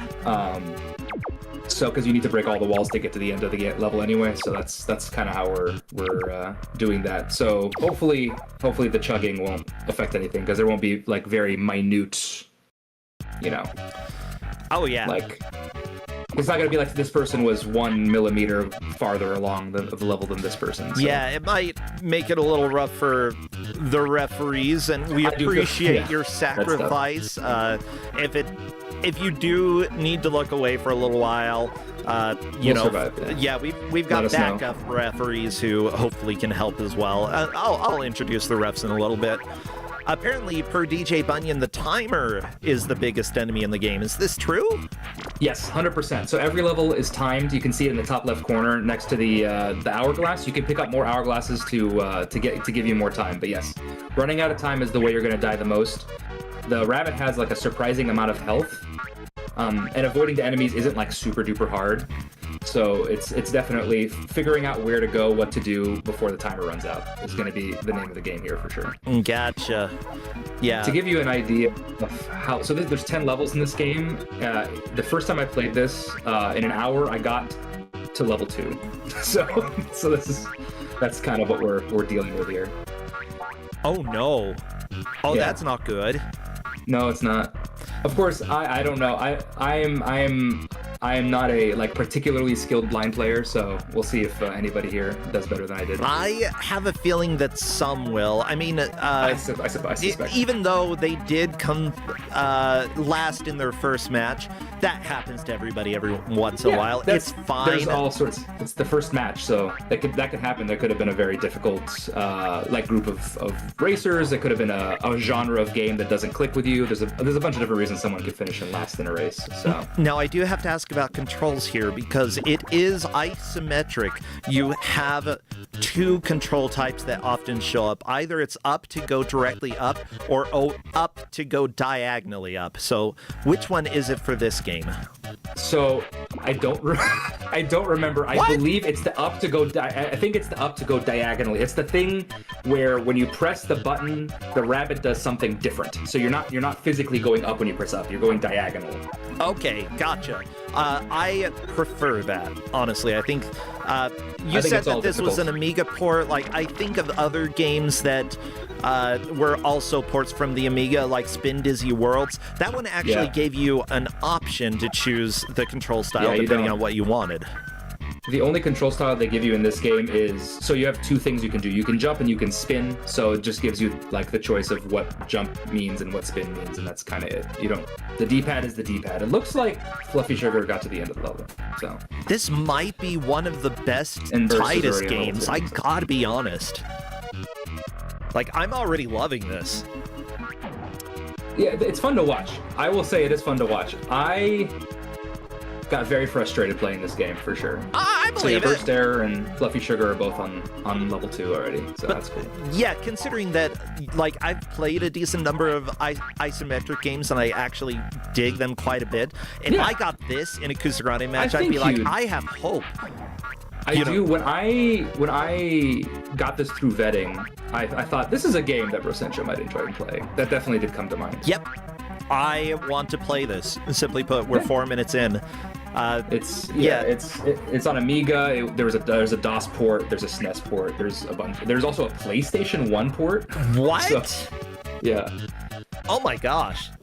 That's pretty intense. I do have to say, for the Super Nintendo, compared to other games that I've seen on the Super Nintendo that use isometric stuff, this game runs very, very well. I've seen no chug despite everything that's happening. It is a pretty late SNES game, right? It was ported in '96, which is very late for a Super Nintendo game as well. Which is why a lot of people haven't heard of it. Saturn 2, there you go. Yep. So yeah, late '90s game, but I think the Amiga version came out in I want to say '94, so still a pretty late Amiga game too. Yeah, either '94 or '95, somewhere around there. Yeah. Yeah, unfortunately, I only see credits for the DOS version, but that's fine. Designed by iSpace? What the crap is iSpace? Yeah, Your guess is as good as mine. We brought iSpace. The programmer, Phil Scott, credited for working on the DOS version and possibly the other versions of the game. Who knows? Worked on other games like Oscar. Yeah, for all those other systems. You go. Trolls? Y'all remember Trolls? Is it the same as Super Troll Island? It's as ugly as Super Troll Island. It involves trolls, so there you go. Yeah. Super Troll Island. No, it might not be the same thing. Oh my gosh, I'm trying to look at screenshots. Show me what this freaking game looks like. Images. It might be a different one. Okay. I'm just gonna show you a picture of this troll so that y'all can see what kind of trauma we are going through. That is not a nice looking game, yes. That is not an amazing looking game. Yeah, look at this troll. It's there. Woo. It's gonna get ya. The trolls were ugly back in the 90s, and trust me, that ugliness held up. Woof. Bark, bark. We're having a conversation here, But they also worked on Alan Wake 2, so that's a step up. The designer for this game, from what I can see. Specifically in project management. Maybe they were better at project... No, they were also project management over Cyberpunk 2077. So, Wow. which, by the way, I like, despite all of the flaws, which there were a lot. It's I had plenty, fun. especially at release. Yeah, it's not a perfect video game, but a video game is perfect. By no means is it perfect. Yeah. Oh, and also worked on Ninja Rabbit. So, this person has had a wide array of games. Oh, Elvira, the arcade game for DOS. Okay. Wow. This is just all over the place, their history of games. I love it. I like someone with an eclectic background. That's I respect that. Same. So thank you so much, Phil Scott, for programming the game. But yeah, right now, it seems like Burst Error is either in the lead or closely tied with Fluffy Sugar. Both of them have made it to 1-3. The top Burst two Error will be moving on in Kusogrande. Yes, yeah. So Burst Error has been on the level for a lot longer. So he's broken a couple of walls, or at least four walls here. So I would say he's in the lead, and then Fluffy Sugar. Break those walls, baby! Uh-oh. There we go. Fluffy Sugar clearing another wall there. Yeah, this game, very fast-moving. So I want to thank the referees who are watching to track this match. The referees that we have are Salmon Bunalo. Oh my god, I love it. Garfield the Lightning can't squeeze Bunny into his name. Garfield the Bunny. That wasn't hard, was it? There's Bunny good. Curry, there's Not a Bunny, there's Okami of Bunny. There we go. Benui. Gotta have at least one Bunny. Oh yeah. Bunui. Benui. Bunui. That's how I always pronounce it in my head. Okay. This is all the music you get, so You you're know gonna what? enjoy it. Wait, for the whole game, it's just this track? Maybe the second world has a new set of music. I no longer remember.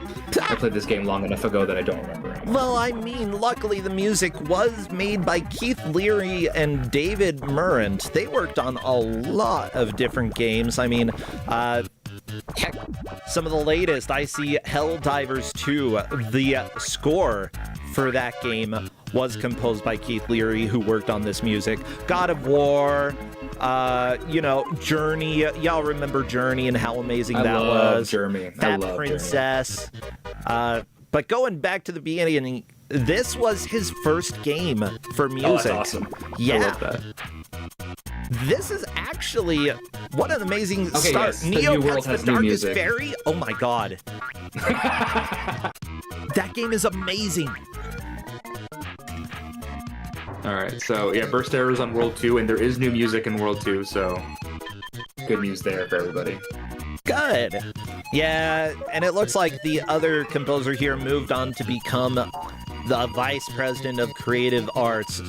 I mean, over Ghost of Yote, God of War Ragnarok, Valhalla, the new Spider-Man games. Okay, yeah. Thank you for being the VP over creative arts. I appreciate it. Turns out, maybe you are a good management person because some of those games really rock. Mm-hmm. Oh, and was management direct when Flower was released. Oh my god, I played Flower? so much Journey. Flower. Yeah, Flower and Journey, those are by the same people, right? Yeah. Yep. They also great. did audio for Sly 2, Band of Thieves, God of War 2, a bunch of the major MLB The Show games.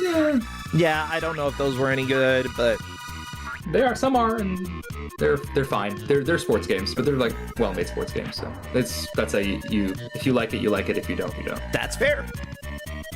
Yeah, I mean, if it's good for that specific genre of sport game, then I approve. Good job. Good job. Yeah. Burst Arrow just went in a giant circle, and he got back to the beginning and was very confused. So that made me laugh. Yeah, that's kind of how I go sometimes. Sometimes I just walk around in a circle and what am I doing? And people are like, Grandpa. Grandpa. It's okay, Grandpa. Let's get you to bed. Yeah. So here's the story of the game. Our furry friend, yeah, we've got a furry friend here. Our furry friend Wiz in his hot air balloon is being chased around the mystical worlds by his arch enemy, Ratty. From the South Seas beaches to the frozen Arctic waste, and from the green grassed castle to Wiz's favorite indoor world of Gamesville, the chase never ends. After leaving his trusty balloon, Wiz needs to collect as many items as possible to help him reach the end of each stage of each of the worlds. Hint! Wait, this is in the story. Hint! When you get stuck on a puzzle, look around the immediate area. You may find something to help you or see an item that will give you a clue on how to solve the puzzle. Sometimes you may need to push, slide, move, or interact with parts of the background in order to overcome the problem.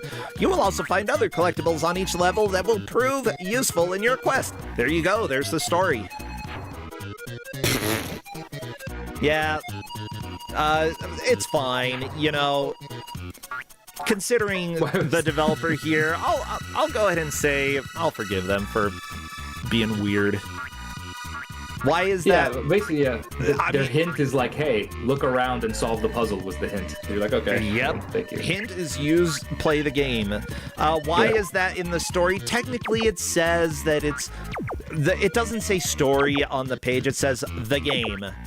The game. Which then gives a story for the first 2 paragraphs and then hint. Is there another page of hints, though? No, there's a notes page. There's finishing a stage. You gotta find your balloon. So that's cool. Rockets, flags, keys, mini hourglasses, door breakers.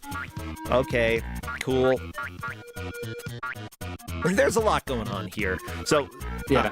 Yeah, Y button is to spin, B is to jump. It doesn't seem like there are honestly too many buttons to be used in the game, though. Like, they kept it fairly simple. Those two. Just those two. Jump and spin. That's all you got. I think with how fast the game is moving, you could easily give people too many buttons. Keeping it simple may have been the best choice here. I've got so much to praise about this already, Sharif. Okay? Because of how I'm glad. How much I've seen with isometric games. Now, the players may show up and say this is the worst thing I've ever played, and they may be right, but I love this. I mean, when I played this, my first instinct was, ooh, this is going to be good for Kusogrande, so that should give you enough information. Oh, there. yeah. Like, it definitely seems difficult to control. Like, you move so fast. And it is very, very, everything's very fast moving and chaotic, which for me, that like overstimulates me, and so I have a hard time concentrating, which is why I have trouble with this game. But some people are probably going to do really well in this game, and have been doing really well in this game. Yeah, like, mind you, I'm looking at the paths that Fluffy Sugar has been walking down. Like, I assume you can fall off each of these edges, right? You can fall off a lot of it. Not everything, but you can fall off it. For example, there's the swimming. Okay. Can you like fall into the void? I don't think so. Oh, I think that's not so bad. Devs, thank you. How did they make a game that was playable? Like, I know what you are. I know what you are. Okay, playable by my standards, you know.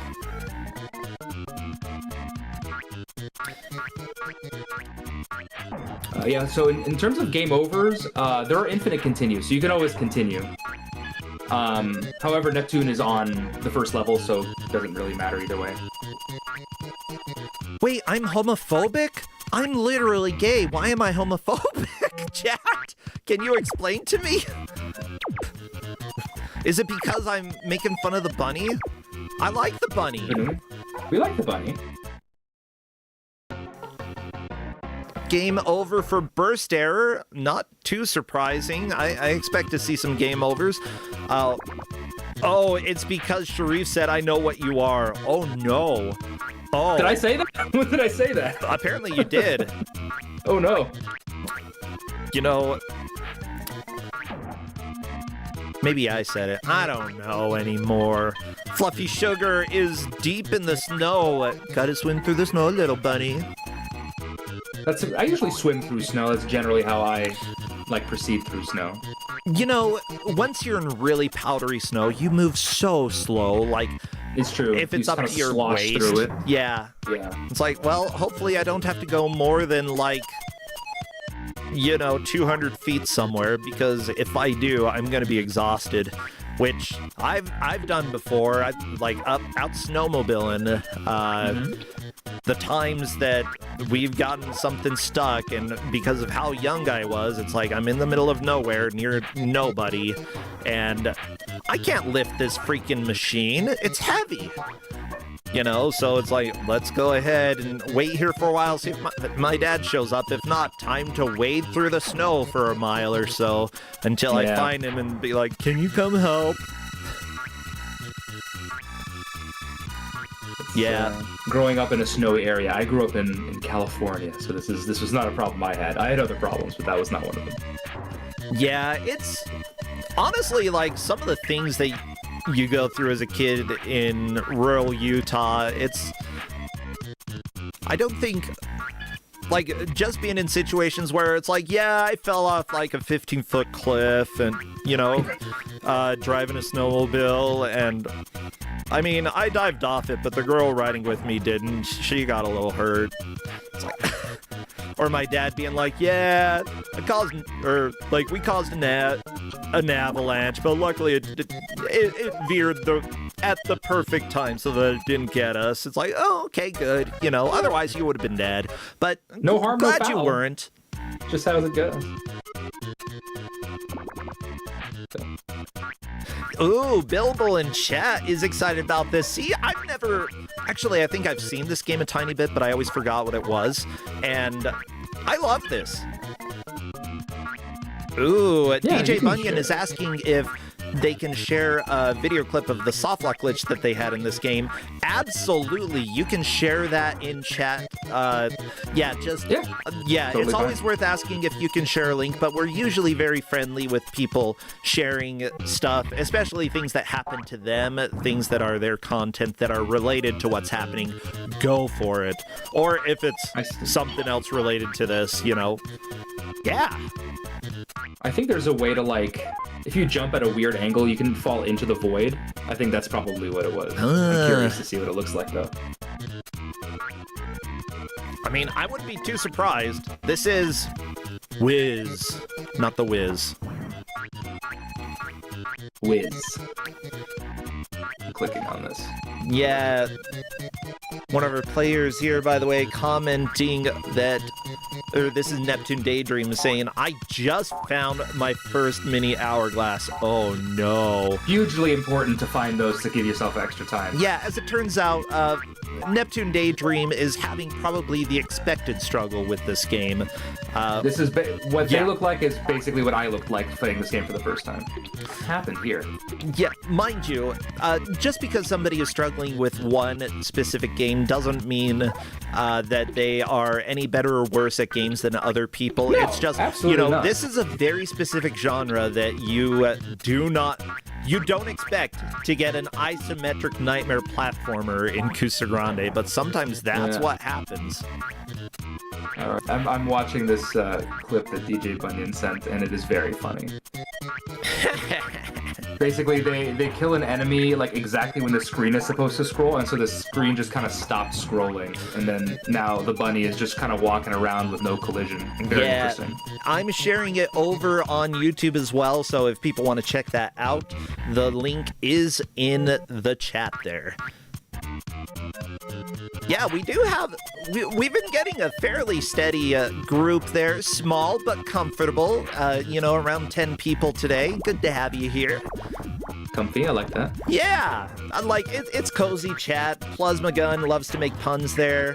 We have a few other people who show up in chat as well. The actual literal Konami code is there. That's scary. Wow. Yeah. Unbelievable. Well, I mean, Konami code's 563. Maybe the 563rd iteration of the code. There have been a few of those. I only know the one, really. I only know really the one, so yeah. I think I'm at a disadvantage here. And Asmillion saying, this looks fun. See, that's what I'm saying. This is a game that I want to play. I feel like I think a specific type of person would find this amazingly fun, and then most other people would find it very frustrating. Yeah, I can imagine that some people would consider this game a nightmare. I mean, taking a look, are there... Oh my gosh. Reviews. Of course there are reviews. What did people say? Oh, right around 6.5 for a lot of the versions. SNES 6.6. Let me see. The highest review that I see for the Super Nintendo gave it 82%. That is in Spanish. Let me see if I can see what it says. Yeah, I'm not a robot. Let me read your review. Oh, it's a PDF. Yeah. Never mind. That's not going to happen for me today. Like, I can read Portuguese and do on-the-fly translations pretty okay, but Spanish, it would be more of a struggle. I speak some Spanish. That could work. Let's see. I love that I found a UK magazine talking about this, and it's like, Whiz. One of the captions that they have is, Whizz's hugely playable platforming capers. I'm glad that they said that it was playable. Hugely playable. Swizzes, a seen it all before kind of experience. Uh-oh. Also, shout out to Neptune Daydream finally getting to 1-2. Good to see some progress there, for sure. Yeah, they do say the gameplay is intuitive, easy to play, humorous, and the switch to isometric 3D is inspired. Yep, is. Both was and is inspired. Indeed. Well short of Yoshi and DKC, but if you're looking for something a little bit different, you could do a lot worse than Wiz. Total score 80. It is inspired. However, is inspired. Yeah, there are some reviews that weren't quite as kind. Then again, other places generally, didn't put everything up as, 8 or 9 out of 10, you know? A 60% review from Retro Spirit Games said, don't let the difficulty level put you off, though, as Wiz is pretty good fun and a nice change from traditional 2D platformers. The graphics are very appealing and the music accompanying your rushed adventure, a delightful combination of slap bass, yeah, I know that, 4x4 beats. Mind you, I might also say that this is a swing rhythm that we're hearing right now, and 80s synth will keep you smiling. Once you have gotten used to the controls and the viewpoint, you will have a blast zipping around the colorful isometric stages. Yeah. Ooh, Billable is saying that apparently the Amiga version is a bit slower paced and less hectic. I think that, considering that was the original version, from what I understand, that's probably a little closer to what was intended, and because of that, Probably. Might be overall a more enjoyable experience for most people who aren't fiends or aren't sickos for this kind of action, which I kind of am. There's another good soft lock link in chat there from Teebs. Oh, from who has played Teebs. who played a lot of SNES games. So. Yeah, let me go ahead and share that as well. Wait, Peebs, you're the fan of Alan Wake 2, right? That's Sweet Peebs. Oh, that's a different Peebs. Dang it. There's two of them. Well, if you're not Sweet Peebs, what flavor are you? That's fair. That's a good question, actually. Yeah. Oh, apparently Coach Kyle gave the Super Nintendo version of this game a negative review in GamePro, criticizing the average graphics, bland hero who definitely needs some personality. What are you talking about? He's a rabbit with a cape. Or fancy magic rabbit. He's got personality. And most especially the isometric perspective, which he said makes jumping onto platforms and avoiding enemies frustratingly difficult. Do you think you agree with them? Yes. It's fun. The game is silly, but I find it very frustrating to play first. Pew pew. Oh yeah, I almost certainly use Peebs' uploaded manual of this game, actually, if I had to guess. Fluffy Sugar is on to World 3. Oh my goodness. Let me go ahead and swap the music over there so that we can hear more slap bass. It sounds like Seinfeld, but it's not. So I have this is I've never seen. I mean I've seen this level like through a playthrough, but I've never gotten here myself. Okay.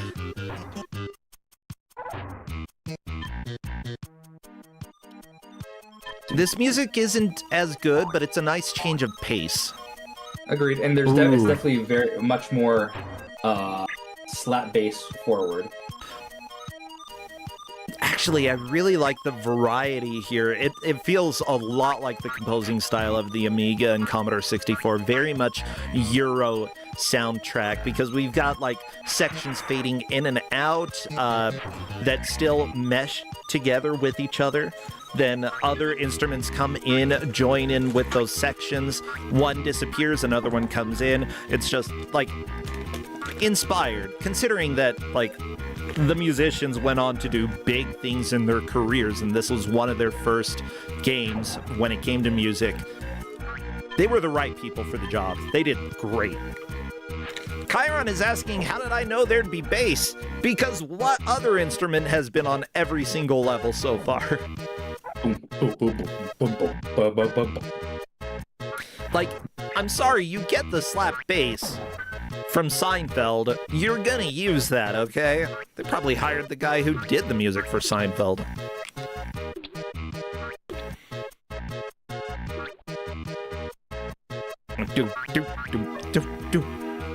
Hey, Neptune Daydream through another stage. Neptune's starting to figure this game out.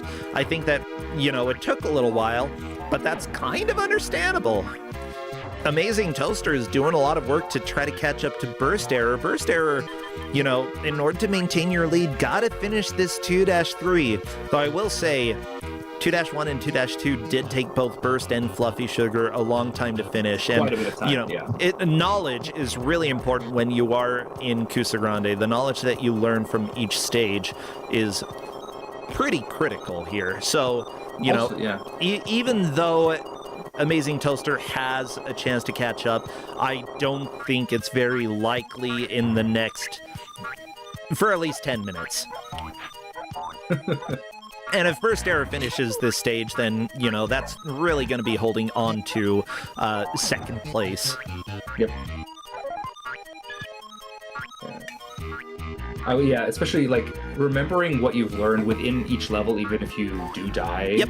Just because the time limit is like very unforgiving. That's like I think the big thing you gotta learn. Yeah, you're probably not gonna have perfect execution, but at the same time, like, the time is really the biggest factor. So learning where you need to go, the different mechanics of each area, like these surfboards here, you know, remembering where they are in order to get to the balloon, bam. Yeah, if for some reason you get a game over or die towards the end of the stage, remembering what you did in order to get to where you were before is a critical part of Kusogrande. Yeah, and any mystery tournament, you know, it's called memory. It's what you should try to have sometimes. Honestly, I'm really good at forgetting some key points where I'm like, especially in the middle of the match, like there are things that I should have remembered, but then at the end I'm like, oh yeah. Like I tell myself, don't try to do something that seems like it would be a speed strat. The slow and steady is going to be better, but then I see something that looks really fun that could be a speed strat, and I'm like, I'm going to try it. You got to do it. I got Video it. games. And then you know what? Video I games lose are the fun, match. Right? But you had fun. So you know what? I had fun. Who's the real loser here then? Like having Me. fun is... I am the real loser in this case. Oh no, the ball.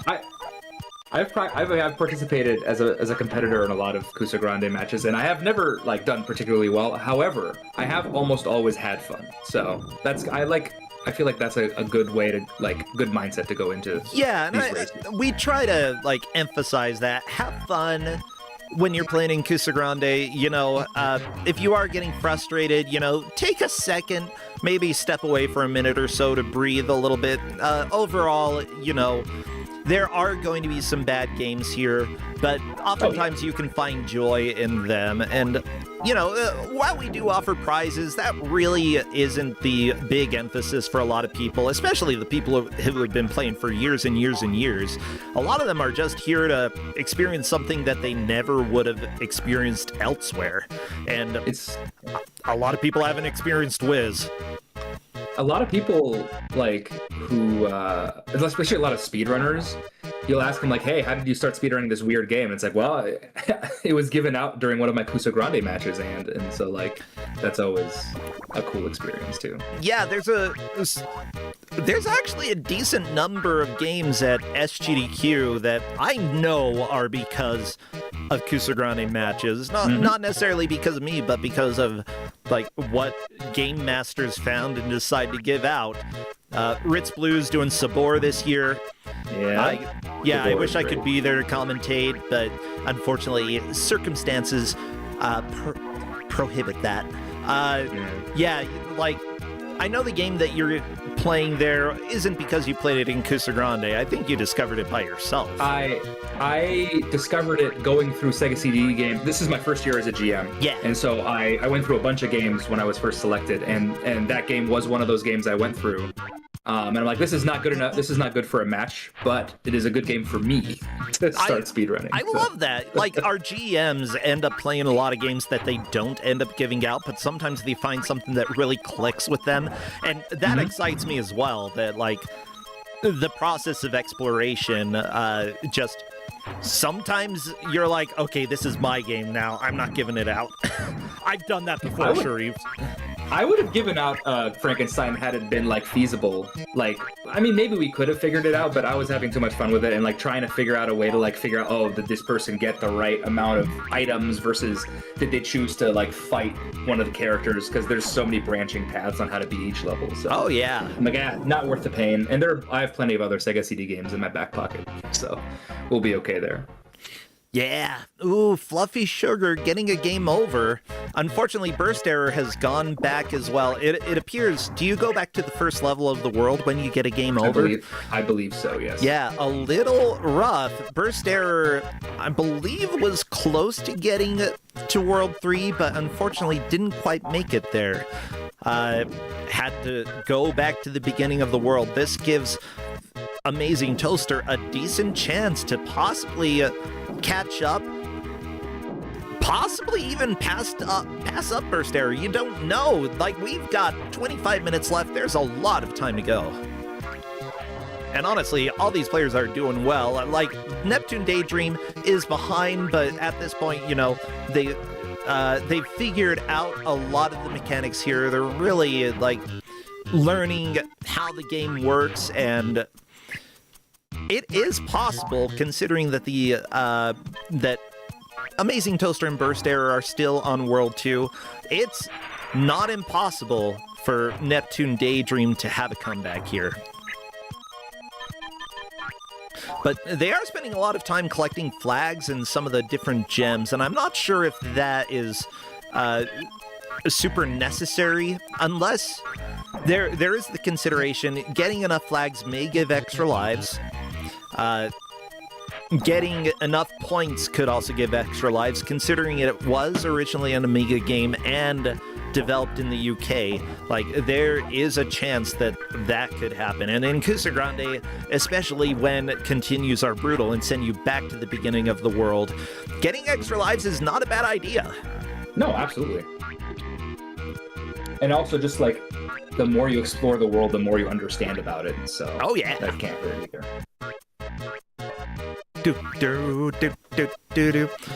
Oh, okay. Yeah, the genre is a little bit more bossa nova style.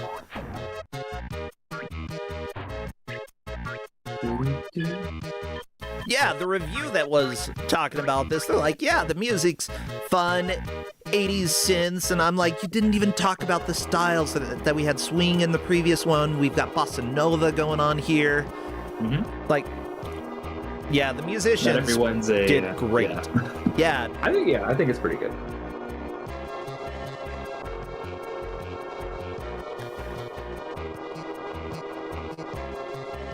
I don't know. I'm a media nerd.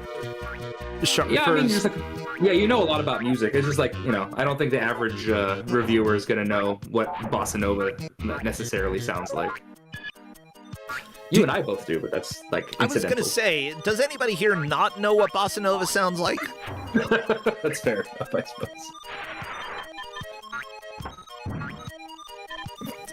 Don't be shy, chat. You can tell me, okay? Nobody's gonna admit I know it. They're all gonna be like, yeah, I know every music. Yeah. All the music. All I know music. I know every single genre. Mechalink couldn't identify it on a map. Honestly, if Bossa Nova was on a map, I don't think I could either. Why would it be there? I mean, okay, other than Brazil. I lived in Rio. Yeah, I actually... I'm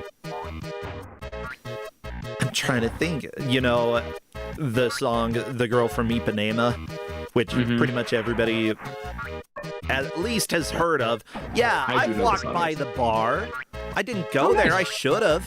But you should have. I should have. I went to Ipanema Beach. That was great. I think that's close enough. I think that works.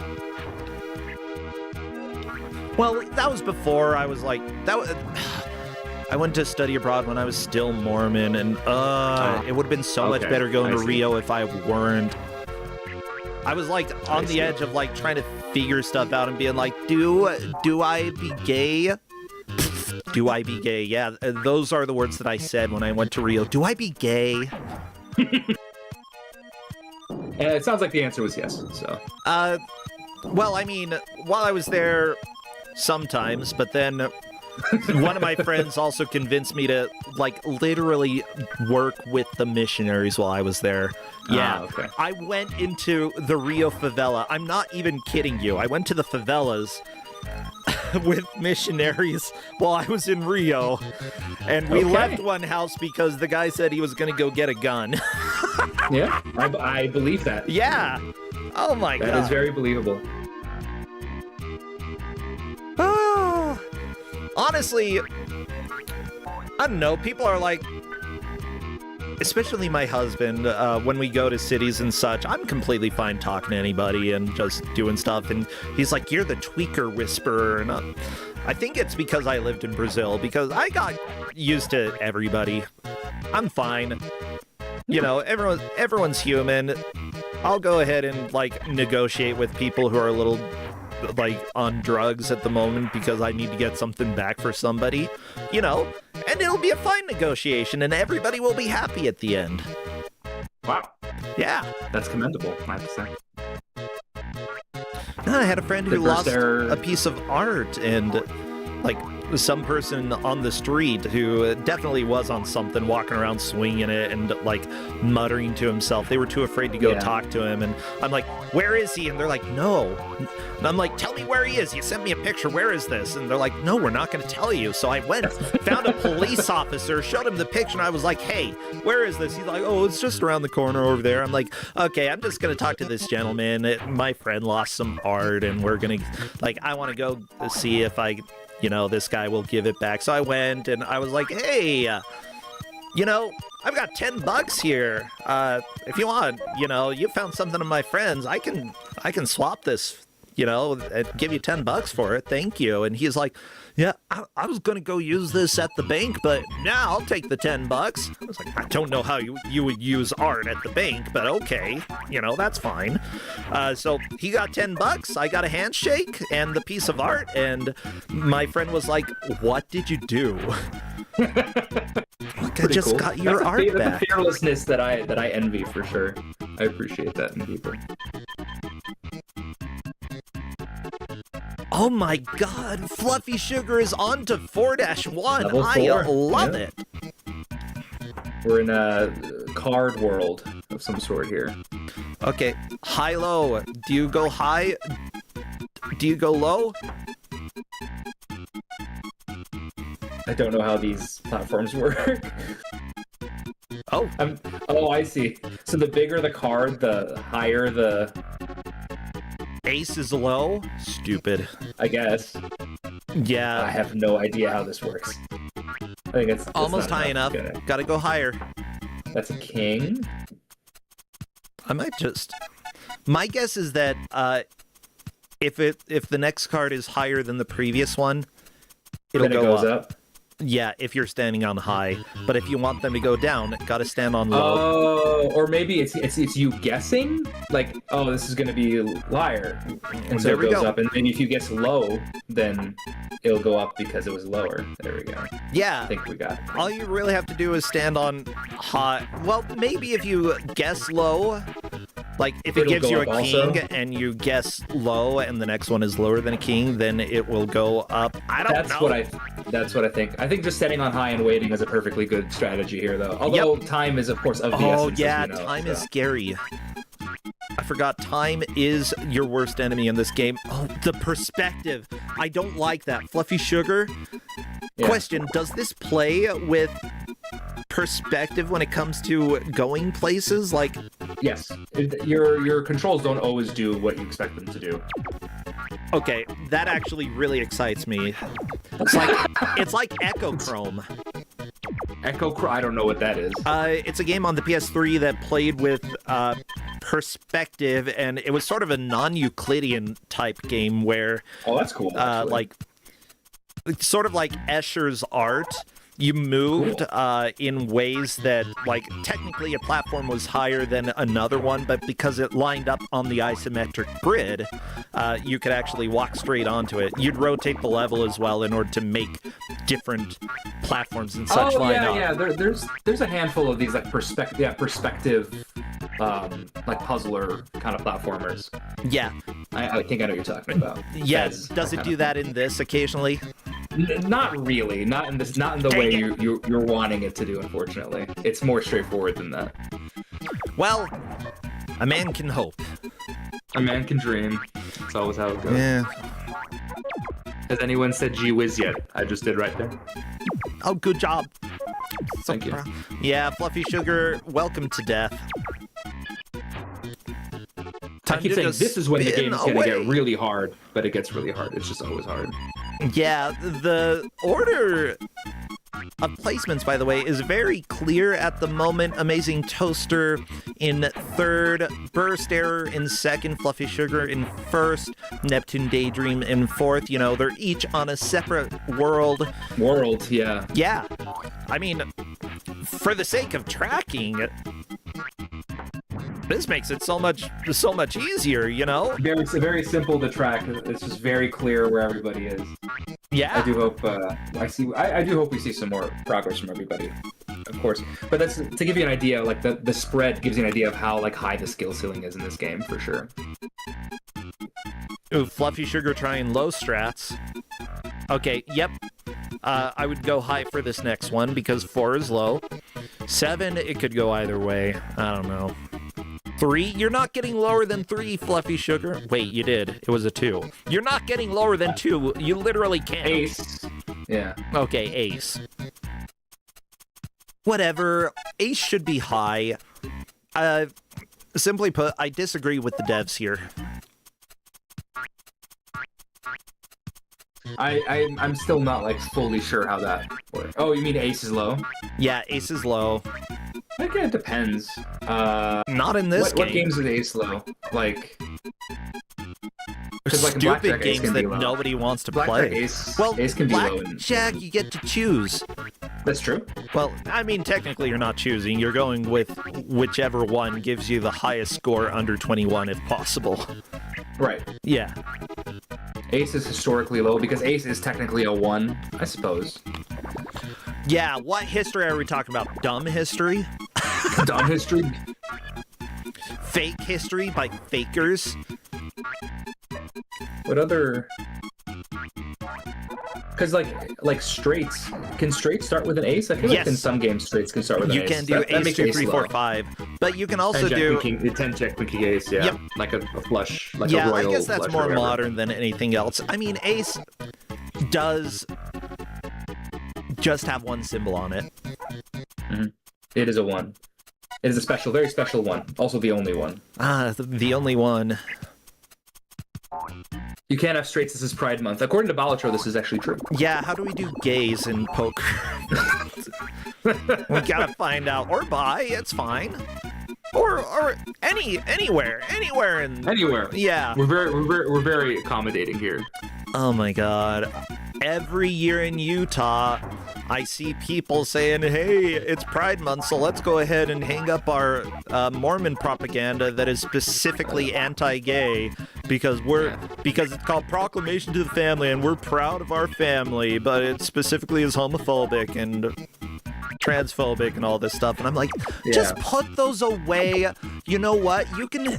Every other month is your month here, y'all. You know? Yeah, but then again, I don't think a lot of people even realize that it's anti-gay propaganda here in Utah. Mormonism's crazy.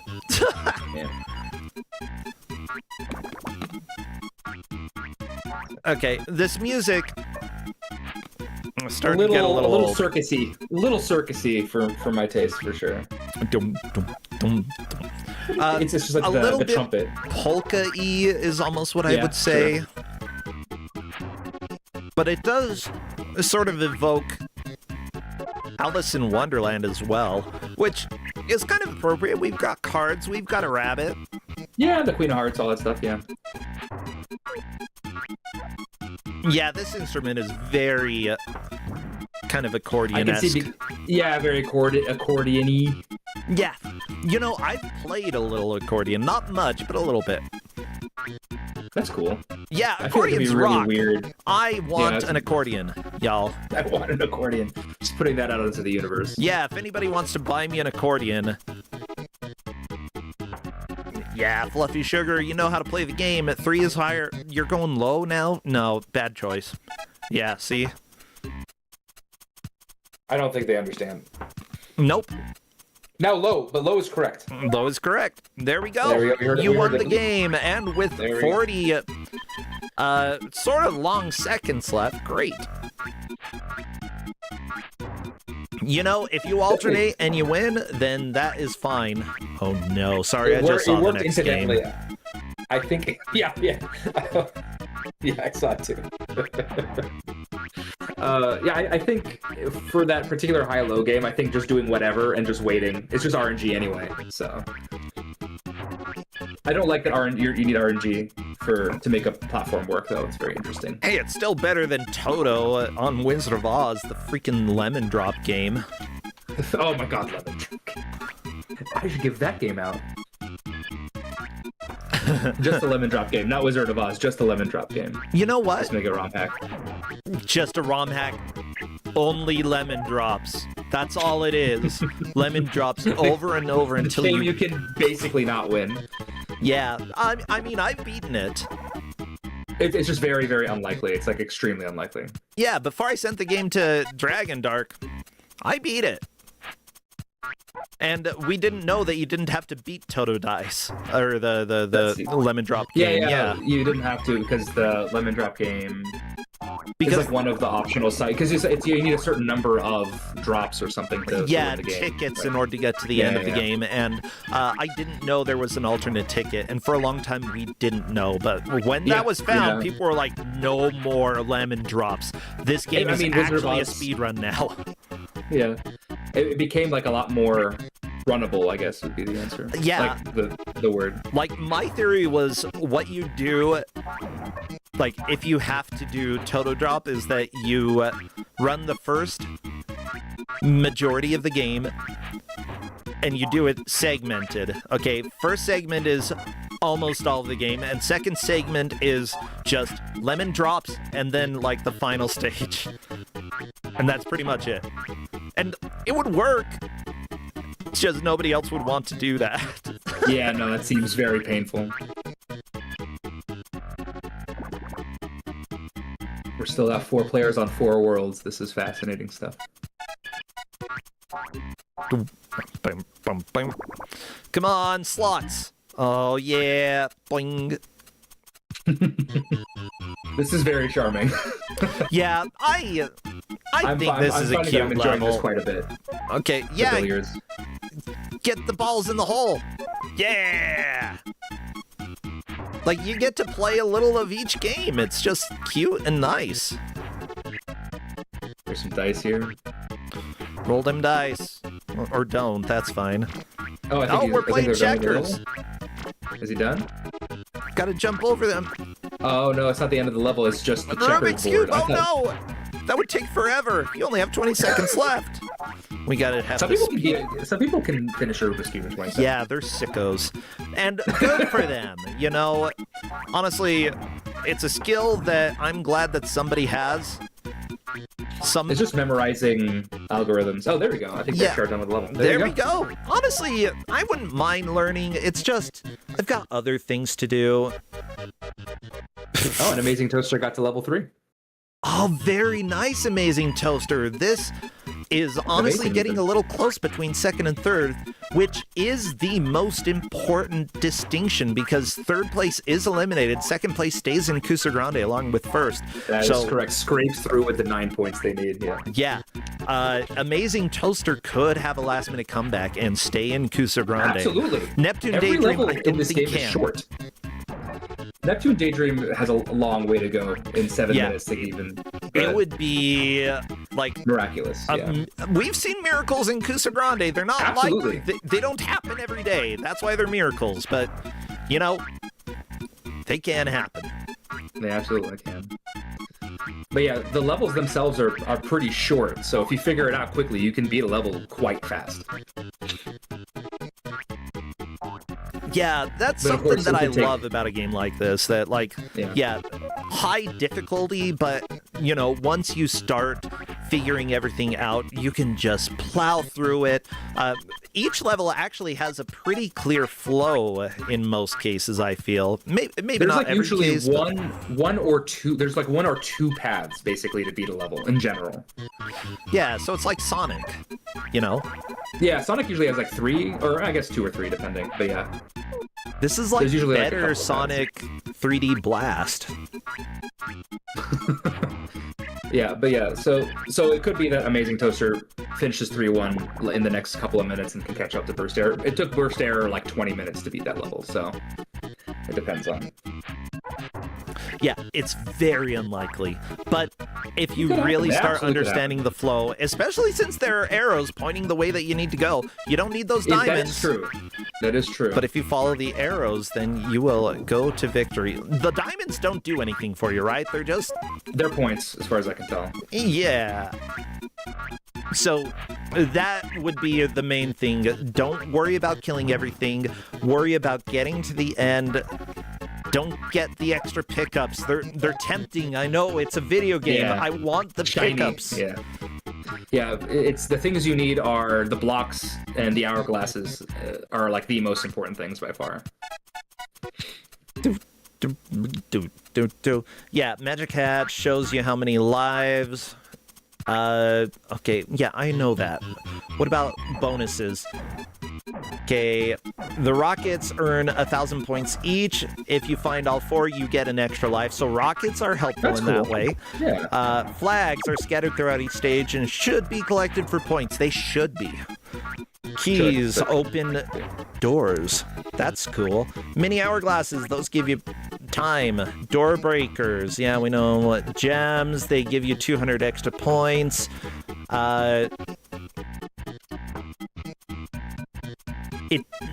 don't think the manual says if there is a certain point threshold for an extra life. That's the I only don't know anything case. like that. Only I only knew about the rockets also. That's the only thing I knew about. Also, I like Buster Curry saying that's not how a knight moves. You got to pay attention to like when it fully stops moving, because when it gets to the angle where it needs to, like, it's done the move 2 spaces in one direction and then it needs to go left or right. It pauses for like half a second and then it finishes the move. So it's been accurate as far as I've seen.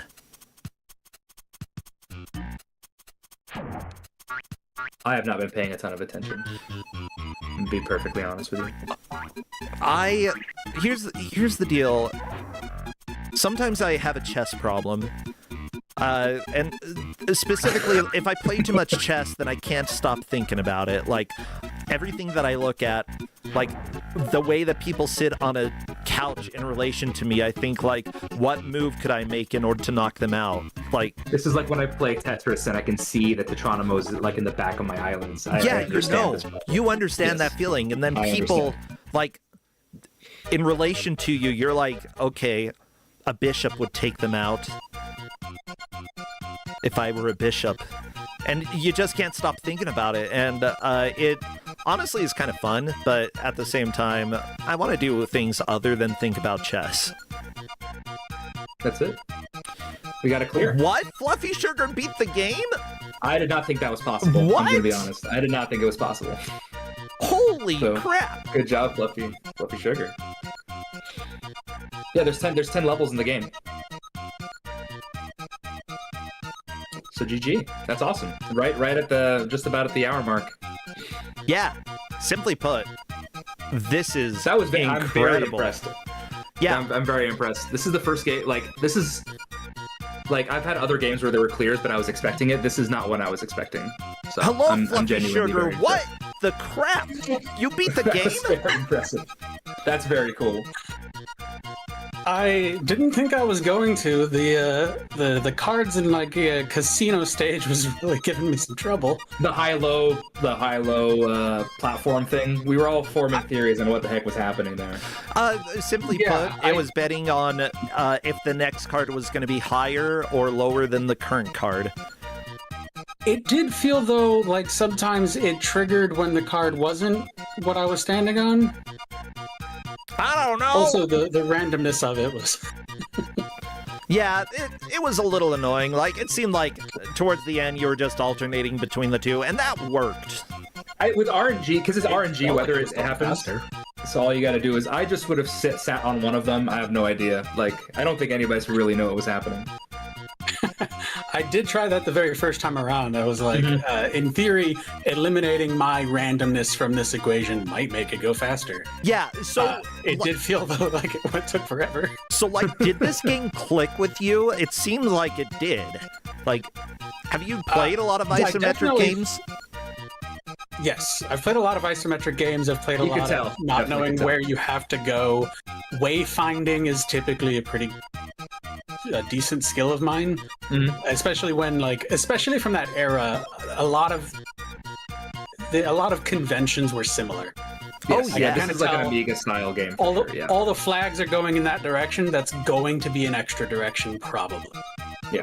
Yeah, we did talk about like the flow, and I was saying this is basically a Sonic game because you've got like one or two paths that you can follow, and if you follow that and don't worry about the extra pickups that may be around, then you're probably going to be going the right direction and be able to get there in time. Of course, the extra pickups are always tempting. That, by the way, is time. The match is done. GG. What the crap? That was cool. Yeah, that was a like, lot of fun. Burst Error making was it to fun game. 3-2, comes in second place. Amazing Toaster and Neptune Daydream unfortunately eliminated. Amazing Toaster really did a good push and almost caught up to Burst Error though, so great job. Neptune Daydream didn't seem like this game really clicked with him, and that's fine, you know? Not every basically- genre is gonna work for everybody. Exactly. And it's also, this is a very niche or specific thing where you have to have had like experience doing it to really get a lot of progress very quickly. Oh yeah. Yeah, I was worried. I don't know if it picked up, but I was worried that I would have to completely restart upon a game over. So I did go out of my way to try to get a 1-up once, but then restarted at just the -1 version, and I was Yeah. That was maybe okay, so information that- I could have given, but yeah, everyone figured it out pretty quickly, so it's not too bad. Yeah, I was thinking like, unless you know that you can get an extra life out of stuff, which launching the 4 rockets you can, but other than that, I'm not sure if there's really much else that you can do to get extra lives. I'm not sure if there's a point threshold. Considering it was didn't notice. originally an Amiga game, there might have been. I didn't go out of my way to get points, but I didn't notice it ticking up at any thresholds. Yeah, maybe. neither did I. But with that said, like, you know, considering that you do not have very much time each level, like, your focus rightly was, how can I just get through this level as quickly as possible? And I think that worked out for you. I mean, Sharif did not expect anybody to get anywhere close to beating the game. I didn't even think I was going to get to World 4, to be perfectly honest. So I'm genuinely very impressed. Yeah. I noticed the other competitors also mentioning that the controls were disorienting, and the instructions even call that out. But I've played enough of that style of game that up being that direction actually was comfortable. I was thinking that as well. I've played isometric games where up is not up, it's diagonal up. Was it up right or up left? That's the... Up went up to the right. Okay. Left went up to the left. That makes sense. Yeah. And if you're not used to that in games, it will mess you up so hard. There are some games that give you an option to change it so that up is straight up, but was that an option in the game at all? I don't think so. You can only change as far as I could tell, the only control scheme you could change is what was jump and what was spin. Gotcha. Yeah, Spin Dizzy Worlds is like the game that I remember the most that has those options. Have you played Spin Dizzy Worlds? That's not one I've played. Oh, you should. Not one I've heard of either. I played it a lot on Super Nintendo. I think the Amiga port might be better because there's so much lag on the Super Nintendo. So much freaking lag. But yeah, it's one that I love so much. Highly recommended. We have had it in Kusogrande, of course. Yeah, actually, about this game, do you feel that it fits Kusogrande? There have been a number of games I've played through Kuso, that I think this is my third year, where that weren't particularly bad, but had a vibe about them, and this one fits that vibe. Okay, it's got the vibe, yeah. The music and graphics, the silliness. Yeah. So sometimes that seems like all it takes to be in Kuso. Yeah, and I think we played a Zelda 1, but in the style of Doom. It played well. Oh yeah, I remember like that. That one was that was silly. Yeah. So, is this a game that you could see yourself coming back to? I guess that's my last question for you. I'm gonna recommend this to people. Sweet. Hell yeah. Yeah. Okay. See, I want to play this. I'm going to play it sometime, okay? It's on my list of games now that I definitely will maybe someday play. Because, again, it's just a style of game that I absolutely love. I love weird isometric platformers. Well, thank you so much, Fluffy Sugar. Are you doing anything these days that people should know about? Or if not, anything you want to plug? Any games that you've been enjoying? I've not been streaming much lately, but my friend Ashenstrix who's also a member of Kuso. Go follow him instead of me. Oh yeah, I know Ashen. Ashen's great. So yeah, Ashenstrix, feel free to go and check them out if you would like. Sharif, what about you? Anything that you are doing these days that people should know about? I want to start streaming again at some point. It's not in the cards currently, but I will start streaming again at some point. I am running Mary Shelley's Frankenstein at SGDQ in about a month. I'm also participating in Segathon. I'm the last 2 runs of Segathon tonight. I'm running Time Gal and Bug Blasters, so if you want to watch that, you can do that. Oh, Bug Blasters is so silly. Yeah, everybody, you should definitely check those out. Well, thank you both so much. We're going to go ahead and have a small break and then come back with our last match. So stay tuned, everybody. Take care, Sharif. Take care, Fluffy Sugar. Thank you. Later. Thank you. See you too. And we will be right back. Stay tuned.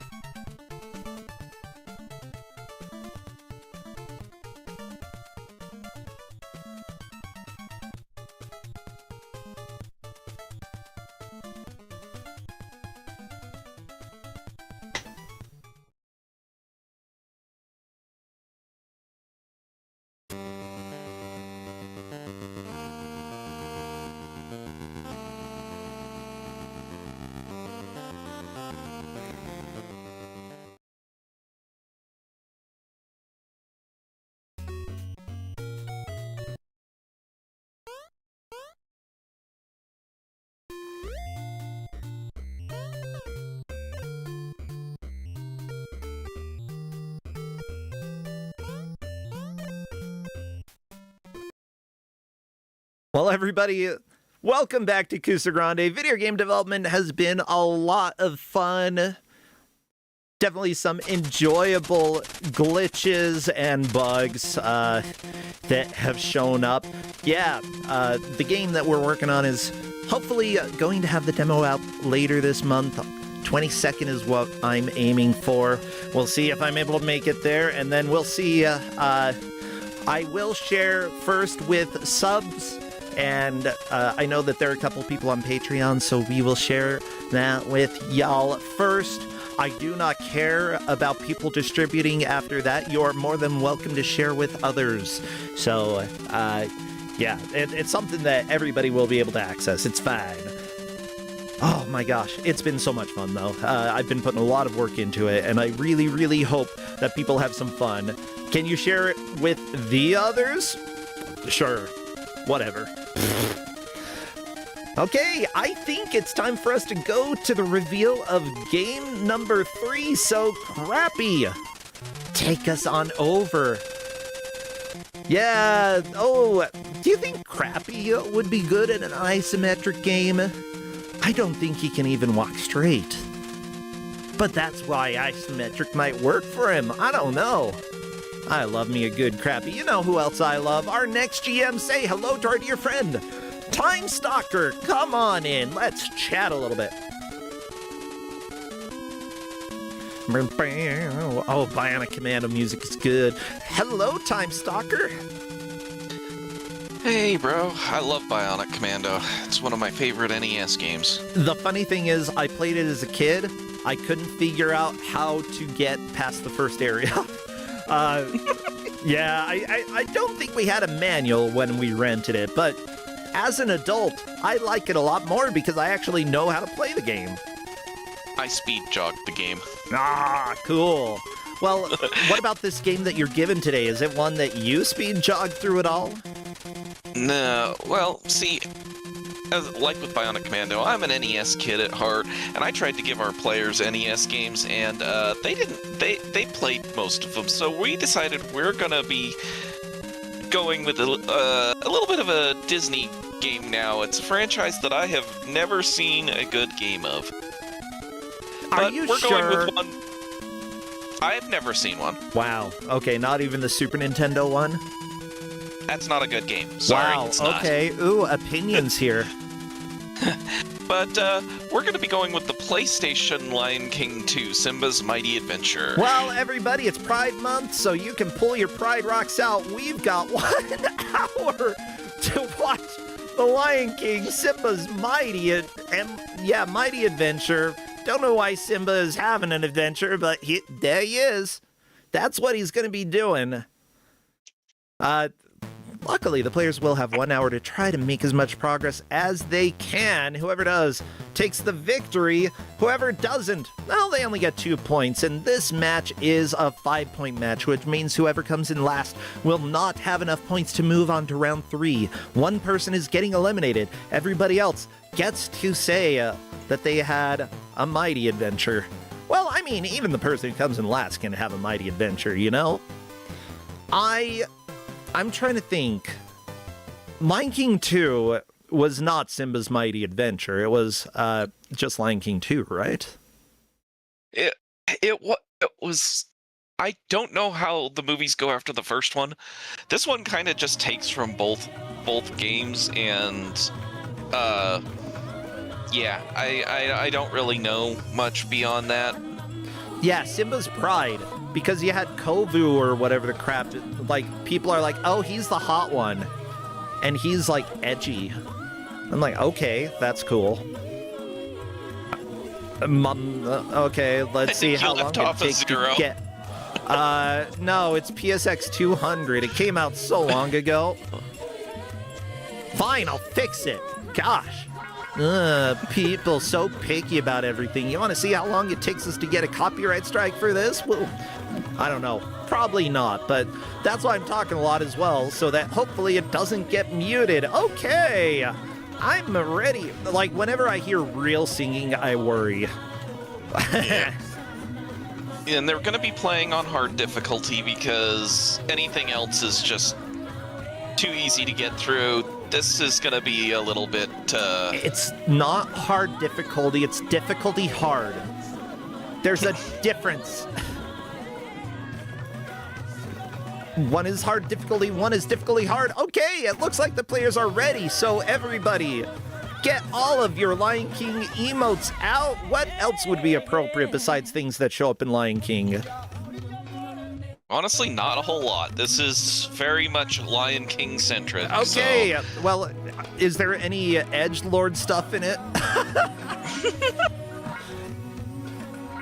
If you have anything that looks like a Pride Rock, you can pull that out too.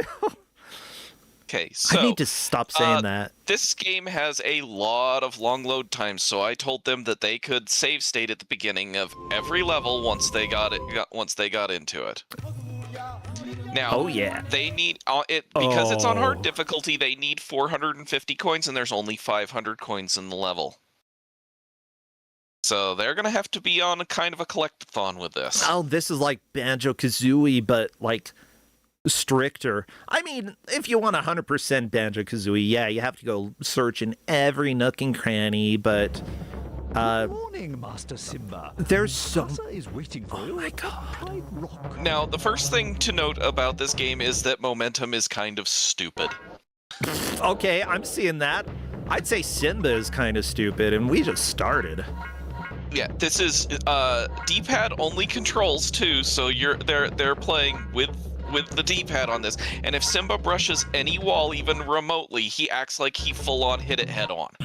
Yeah, I'm seeing that. Also, yeah, okay, this is Simba's Mighty Adventure. This is not Lion King 2, although it is Lion King 2. Yeah, every movement you start off moving very slowly and then build momentum as you're moving. So anytime you run into something, you automatically stop in your tracks, and it's absolutely obnoxious. Okay, I'm going to change the audio to player 2 because I think we're getting a little bit of lag with player 1, which is fine. Internet's a thing. It exists. Yeah, all those megabits and crap. But yeah, the players for this match are Full Lizards, Gamer Wolf, Jamie Pensabin, and Tommy Tamsworth. They, of course, are trying to make as much progress as they can through this game. Collecting coins, very important. Luckily, it's very easy for us to see the coin count. Yes. Yeah, are some coins worth more than one coin? Yes. The color denotes what they're worth. Okay. And JME just went into a pit because of the momentum. I believe it. You know what? That's what happened to Mufasa. You don't want to do that. Wait, was that Scar trying to destroy you? Scar's on the way up. Okay. Well, I guess he wasn't really trying to destroy you. He just kind of wiggled. Yeah, the other reason I gave them the ability to save state is that if you get to the end of a level and you don't have the requisite thing, you have to endure all the load times to get back into the level. Ooh, there's a multicolored pride coin paw. Okay, you can also spell out Simba. What does that do? Extra life? That's kind of your bonus game stuff that you can pick up in the levels. It's not really required, so I'm not requiring them to do it.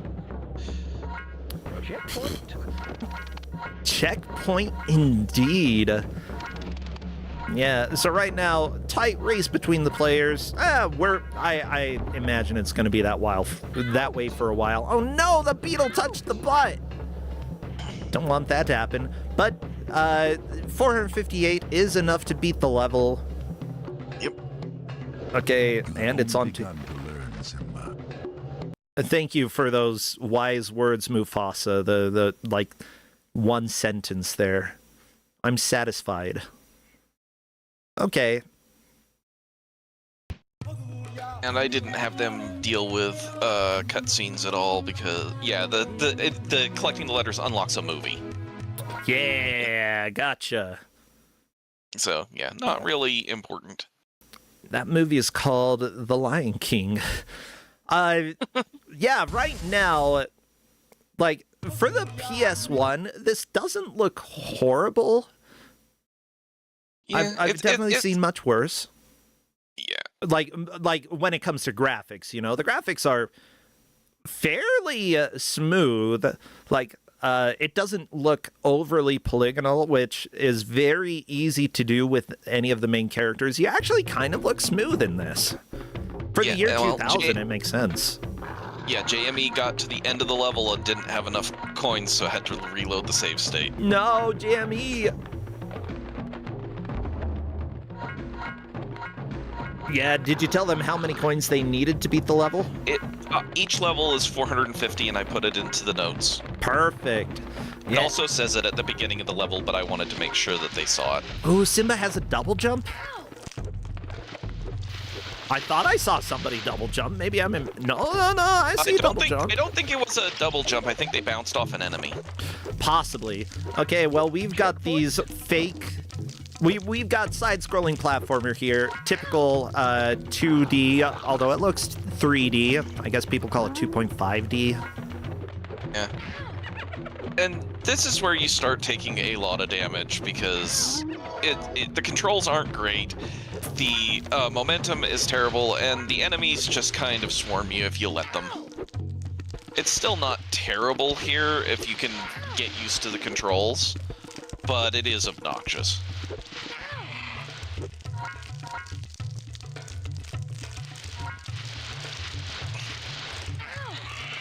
Ow!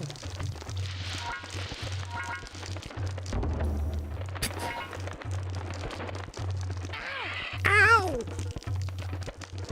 I love the chatter saying that Mufasa had a skill issue. Oh, yeah. Skill is called living. You all are making me laugh so much. Lion King was long enough ago that we can make fun of the collective trauma that we had watching Mufasa die. Ow! Yeah, my collective trauma was from the Genesis version of that SNES game and the second level. The second level? Oh, you mean one of the easiest levels in video game history? It's fine. No, it's not. I didn't have any problem with it. And of course, having the Genesis version, I also couldn't throw worth anything, so I could never beat Final Boss, because throwing on the Genesis version is a lot harder than it is on the SNES version.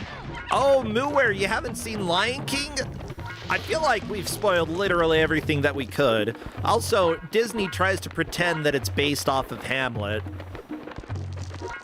Let me go ahead and tell you, if it's based off of Hamlet, it's just as accurate as Pocahontas being based off of Pocahontas. Well, you know, not really known for accuracy of the properties they use. Yeah. I mean, I still love Pocahontas. It's just not historically accurate, but as a piece of art, sure. It's fun. Pocahontas wasn't my favorite. I was always partial to Hercules. And Aladdin. Like, Hercules bothers me. It's just, let's go here. Let's do this. Oh, let's go to this other place. It's very, maybe it's video game-esque. Like, mind you, I still enjoy it. I love Hercules, but the more that I watch it, the more that I'm like, it just moves so fast from one thing to another. It is so fast-paced. And then his ears look weird. That's like my second thing with Hercules. His ears look weird, and everything moves way too fast. Yeah. The problem with this, especially on hard mode, is you can't really tell when the end of the level's going to happen.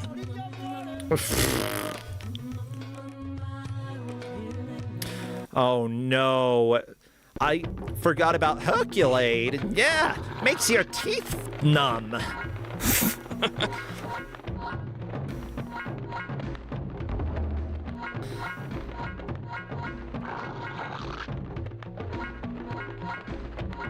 Arr. Well, right now the graveyard is a little, first off, depressing, and second off, a little hard.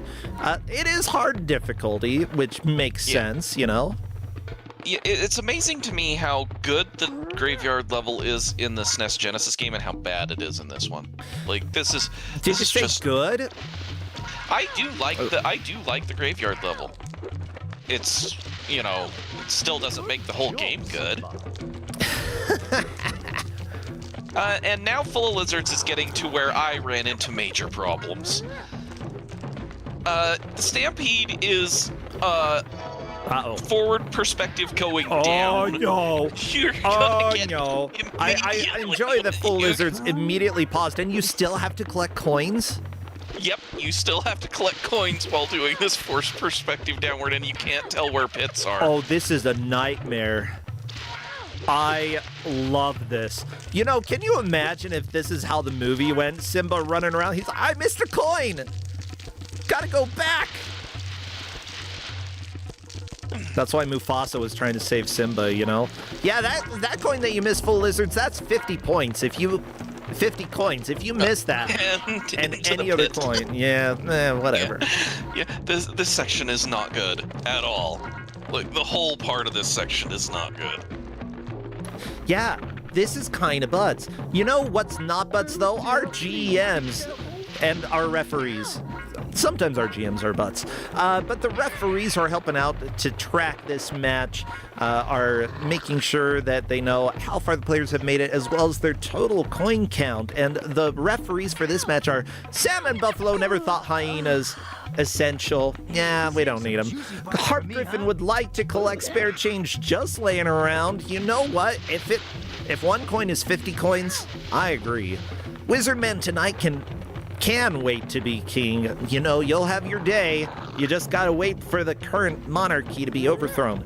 Redford has misplaced half his polygons. Well, you know, we can help you out there. There's doctors for that. Finally, Blasness ran into a lot of walls as a kid, too. Oh my god, so did I. I hit my head so much as a kid. Which might explain a lot. Yeah, this wouldn't be nearly as bad as if you didn't absolutely stop momentum every time you run into the slightest little thing.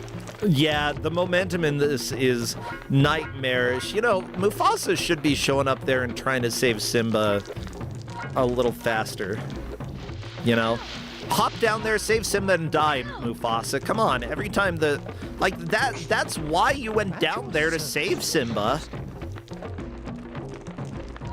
And you did your job. Good job. Save my baby boy. My baby lion boy. My name is Mufasa. That is not the best James Earl Jones you've ever done. Nope. I wasn't even trying, if you didn't guess.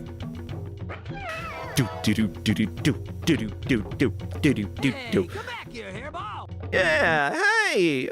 Where are you going, Hairball? That's about as accurate as that hyena was. Well, I'm putting the tracker up so that y'all can see what stage has been completed by the players, as well as the coins that they are working on. Tommy has moved on to the escape, as well as Gamer Wolf. All three doing well. JME a little bit behind, but that is fine. Like, we've got plenty of time in this match. Yep. I want to hear what voice line there is at the end of this to be like, oh, I'm dead. You know, there's got to be some brilliant thing at the end of the stage that gives me a chuckle. Run, Simba! Yeah. Run! The other thing about this is, like, the desperate nature of this section is totally belied by the fact that they have to keep going back for all the coins. Yeah. Okay, I'm trying to look. This isn't Disney's Lion King 2, Simba's Pride. This is Simba's Mighty Adventure. Apparently there was Simba's Pride on PlayStation or something, and it appears to be a collection of minigames. Unfortunate.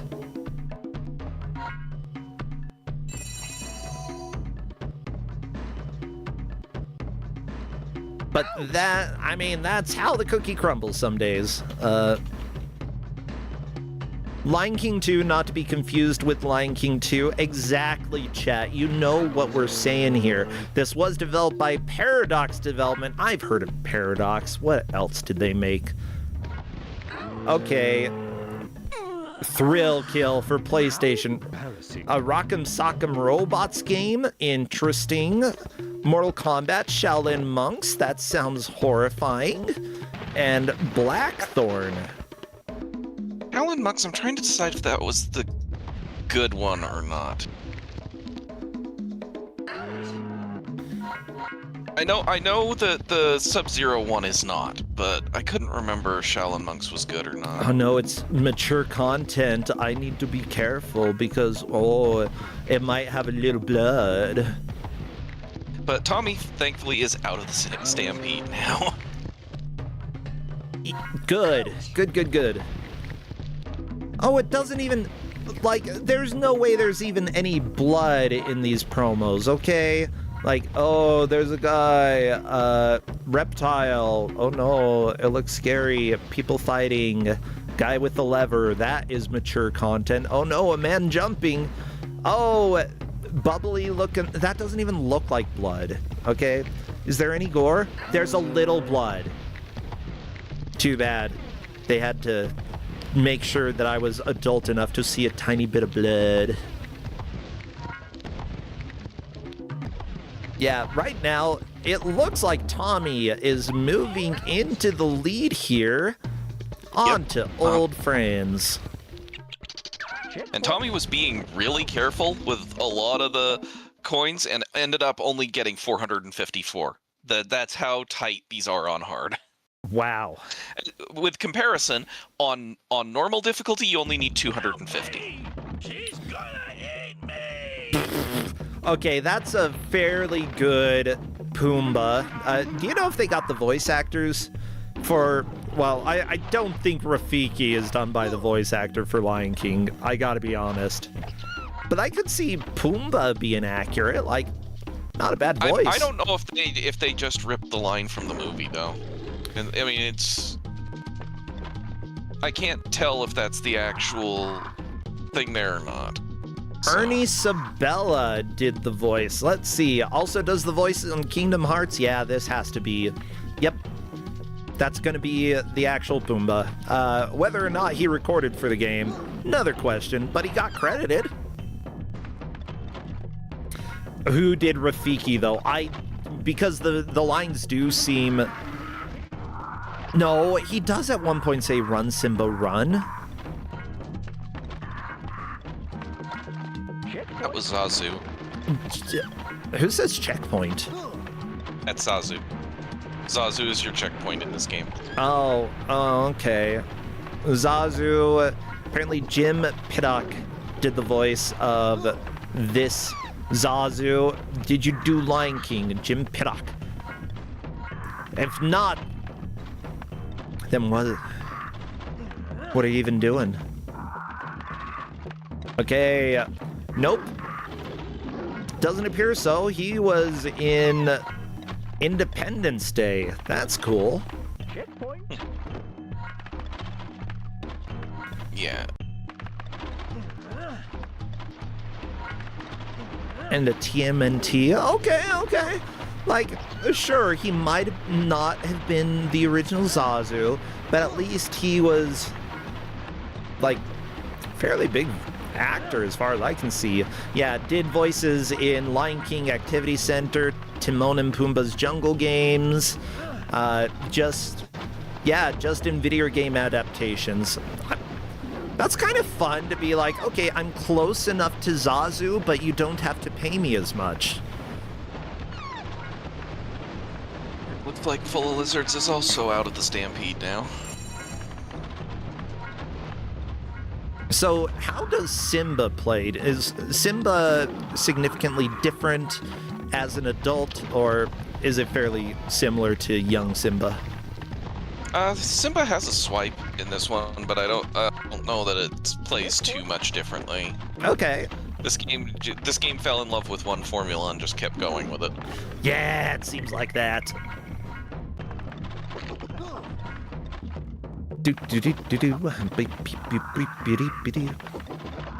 But yeah, I would not be surprised if we get a clear on this game. Like, in general, even on hard mode, it's not the most challenging game. Oh my god. Rafiki. Who I guess it actually is the voice actor for Rafiki in this game.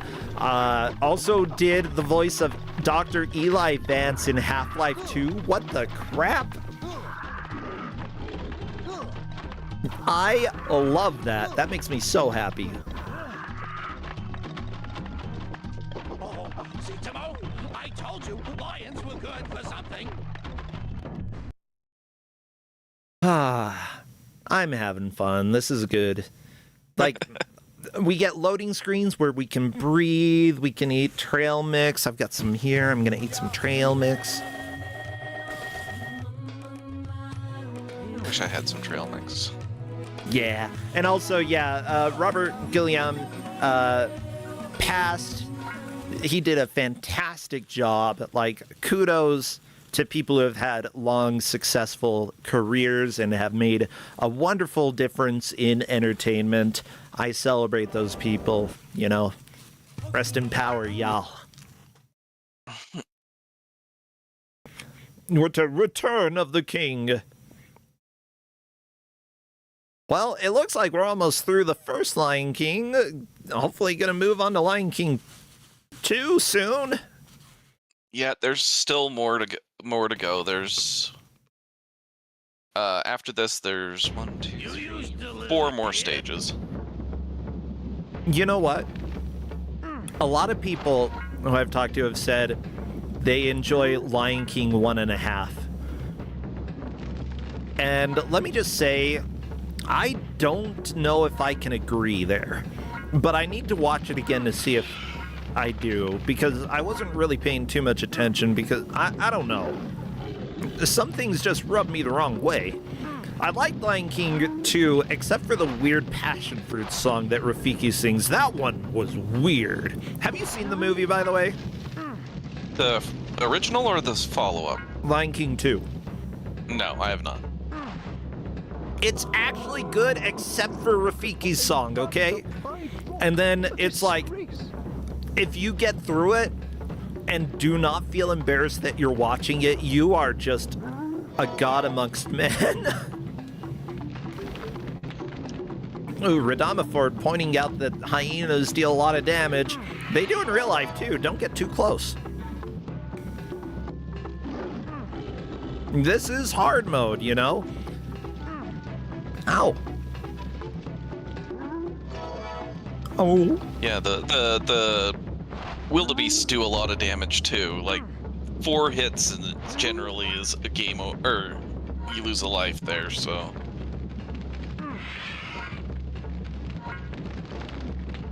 Now I'm trying to remember who did the voice players for... asking me about whether they can save game over and then load into the stage and save state, and they are perfectly allowed to do so as long as the save state is at the beginning of the stage. Mm-hmm. That was the only requirement.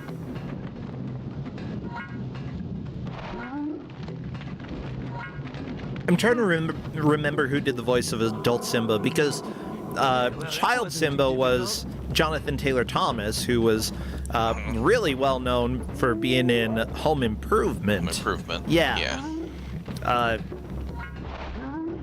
And honestly, kudos to him. I don't know what happened to him, but, you know, he did a good job back then as an actor. Being a child actor is always difficult. Matthew Broderick. Oh, that's right. Ferris Bueller. Guess what? They didn't get Ferris Bueller for this game. They got Cam Clark. Which, Cam Clark, pretty legit. I mean, a lot of voices.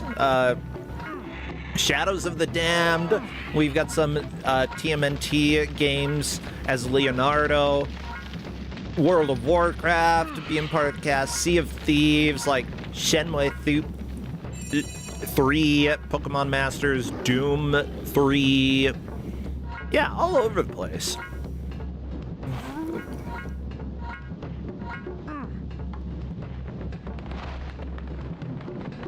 Oh, and Alapex in chat saying, I can't believe they got Liquid Snake. Yeah, you've also got that.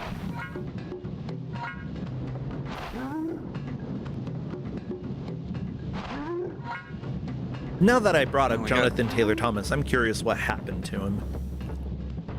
Yeah, we got 2 players that are stuck on the Stampede, which does not surprise me. That just the perspective on that and the constant incoming damage is not surprising with these controls. But Tommy already being on to the final part of the first Lion King movie is a little surprising for me. Yeah, like, it's a lot of progress already. Hard difficulty is hard for a reason. Rock falls on you. Guess what? That squishes lions.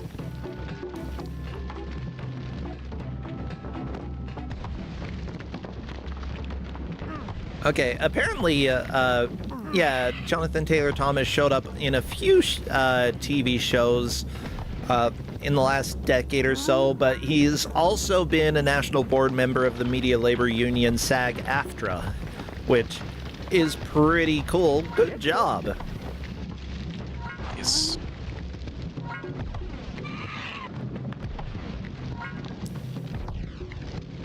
Also appears to have helped produce Last Man Standing. It looks like probably helping out with the union stuff. Appears to be some of the latest stuff that people know about what he's done, which sounds like it's pretty good. Honestly, you know, helping make sure that people get paid what they're worth is good. Yeah. I like Jamich's quote in the chat, rocks fall, every lion dies. It's true. I cry. You know, what would be great is if you could actually see where you're jumping in this. That would be a very positive thing. Then it would be a good game. And we don't do those here. Yeah, see, chat, we don't do those here.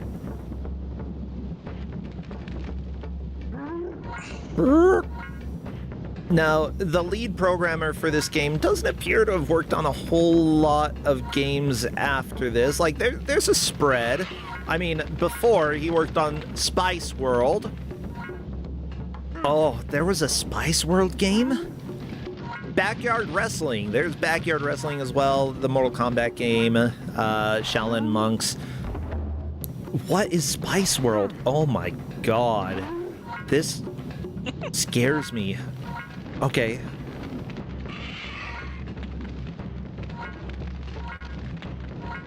Yeah, however, the lead designer, Clive Burton, has been around quite a bit, and actually worked on, joined Blizzard, worked on Diablo 4, the latest release of Diablo 2, The Edge of Fate, Overwatch, Tony Hawk, you know, Destiny 2, it looks like, worked on some of those as well. Skylanders games, and cinematics production for Halo 4, you know? So, just because your game ends up being sort of shovelware, you know, a lot of people, well, everybody who works in the industry for a while is gonna work on something that is bad at some point. And, you know, this, oftentimes it will be one of the first games that you make as well, because, you know, you're a junior dev, you're coming into a studio, if they've got a moneymaker, they want their top people working on it, and if you still need to prove yourself, you might end up getting one of the products that isn't quite as important. Or, you know, we got to get this rushed out. We're on a budget. Here you go. You're our budget person. You know, and also, you know, you kind of, I hate to say it, but working on licensed properties is kind of a dual-edged sword, because if it's good, it becomes really memorable. Like, either the SNES or Genesis Aladdin, both of them are really good games, and people really talk about them fondly. Or you can end up with something like this, where it's just like it's licensed and a lot of people don't like it. Yeah, which honestly, I feel like there are not a whole lot of licensed games, especially lately, that have been great. Sure, some of the Spider-Man games, but otherwise I'm having a hard time thinking of like movie tie-in games that have been worth it in the last few years. Not very many. But if they are good, they often are amazing. Like, you know, some of the best Nintendo and Super Nintendo games out there end up being licensed games, and you're like, it's amazing that this ended up great. Some of the worst games end up being licensed games, you know? It's really flip the coin, and I think that it often boils down to management, you know, or contracts. Are the devs going to be allowed the time necessary in order to make a good tie-in that people enjoy? I think that, like, when it comes to modern tie-ins as well, like, a lot of companies are worried about, like, a movie adaptation of a game sucking. Because, you know, AAA games are pretty obvious that it takes a lot of time and money to put into them. Is a movie going to risk being, like, not as good as a AAA game when they make an adaptation? Probably not these days. Should they? Yeah. Come on. Let's get a movie tie-in that, like, is a little closer to 18 or 16-bit, you know? 18 bits? Oh my god. You know what I mean. 8 or 16 bits, you know?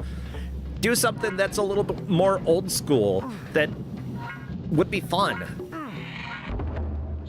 Yeah, and Alapex is saying a lot of the budget is going in to make the movie. I mean, the game adaptations I don't think were really there to necessarily make a lot of money, but they were part of the advertising, you know?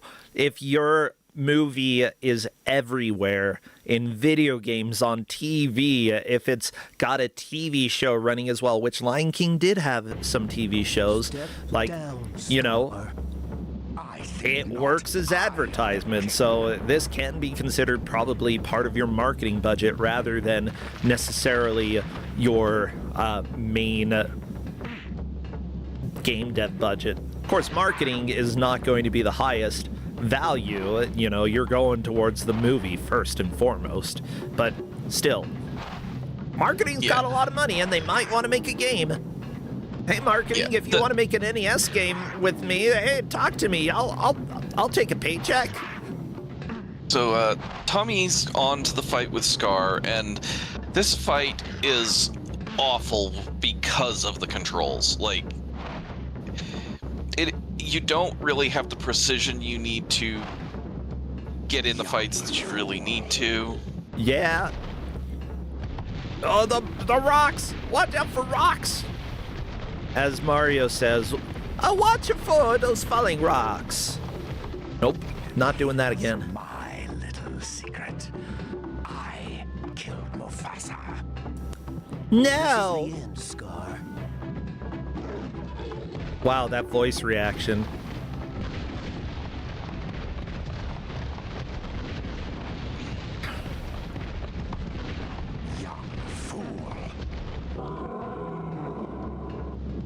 Young fool.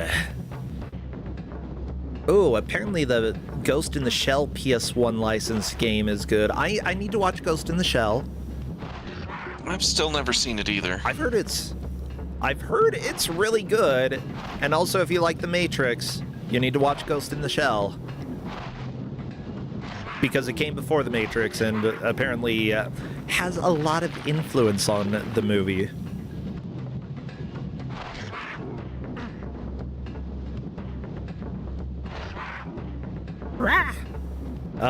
Tommy, how are you doing against... Okay, you're doing Not okay. well. Good try. No, Tommy's been at critical health for a long time, but is doing okay right now, unless... Oh, yeah, Scar can summon rocks. What a jerk. Mufasa was so easily beaten. Like father, like son. My father was a great king. Mufasa was easily defeated, like father, like son. My name's Scar. It's because I have a scar. Oh no, Simba's down. Game over. Oh, when you have one life, that means you have no lives. Gotcha. It's that type of game.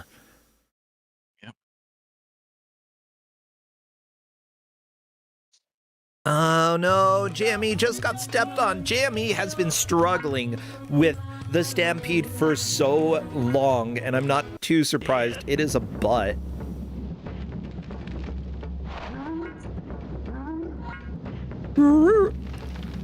What is that sound? And the sad thing is that, because the boss fight is part of the level, they have to start all the way over again. That is a little rough, but you know what? Now we get the weird hyena sound again.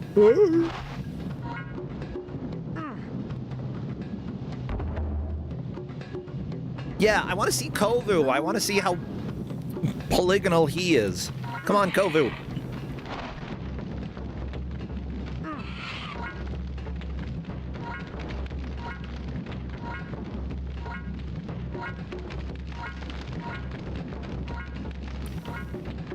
And if I'm not mistaken, Lion King 2, Disney explained it as being loosely based around Romeo and Juliet.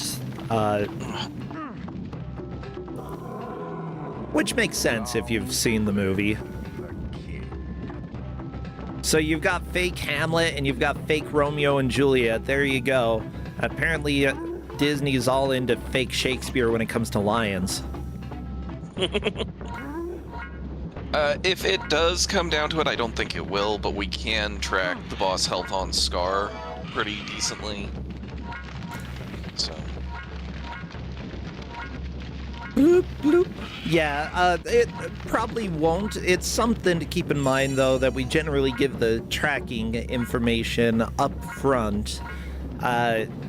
If it was stated level progress, then that would be part of progress. But if it's just coins followed by time, then we would want to stick with that specifically. I did give them coins followed by that. I forgot about the boss fight at the end of this first one, so that, you know, that would be stage completion then. Ooh. So yeah, coins in the level would still be the overrider there.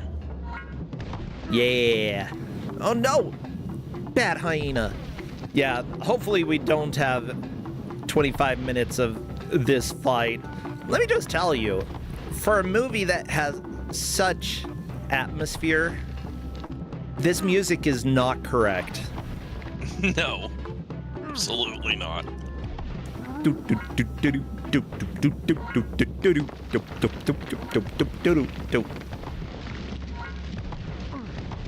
Ooh. Okay, bye Zazu. Hope you enjoy the fire and crap.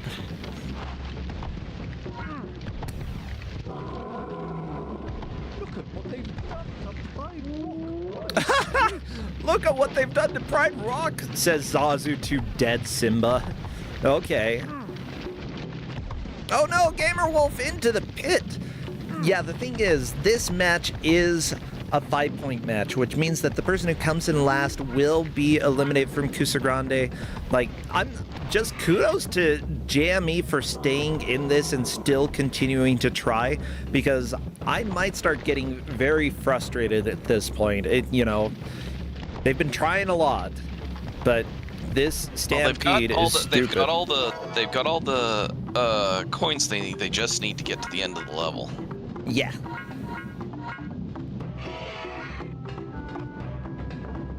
And not fall in a pit. Yeah, the pits. Yep, oh, there we go. Jamie is through. Yes, finally. Yeah, if you see people falling into a lot of pits, especially in this portion in Pride Rock, it's because the platforming is very, very, very imprecise. And they want you to be precise with how small those platforms are. Yeah. Well, I think Tommy is going to have a good fight against Scar with 4 extra lives. This seems like it'll be very doable when Tommy gets there. Yeah, well, Tommy had to start the level over. So. Oh, never mind then. Yeah. It looks like Full Lizards is almost there. Full Lizards has done a lot of mystery races here in Kusogrande, and I believe over on Mystery Tournament as well. So not too surprising to see Full Lizards getting caught back up. No, yeah, don't Full kill Lizard Zazu. still needs 36 coins, though. There's got to be enough coins left, right? Oh my gosh. I think that occasionally you can get a little extra air by attacking at key points. Question, occasionally I see gourds. Are those health? Those are health. Yes, Okay. those are health. Yeah, Full Lizards didn't collect it, and I think it's partially because of how terrible Simba controls. Yes.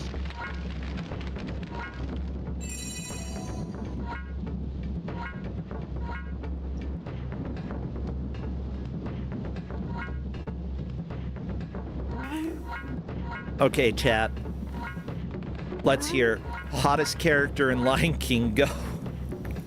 I mean, Nala, obviously. Wow. Grown Okay. Nala. Okay, that's fair. I mean, she is there to seduce. Pumbaa?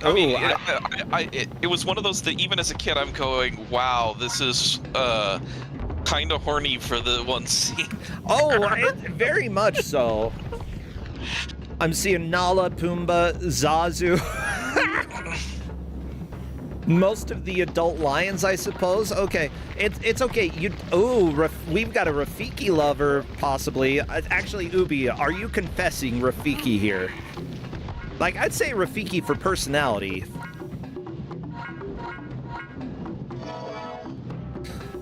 No one has said Timon, though. Like, Timon's got the personality,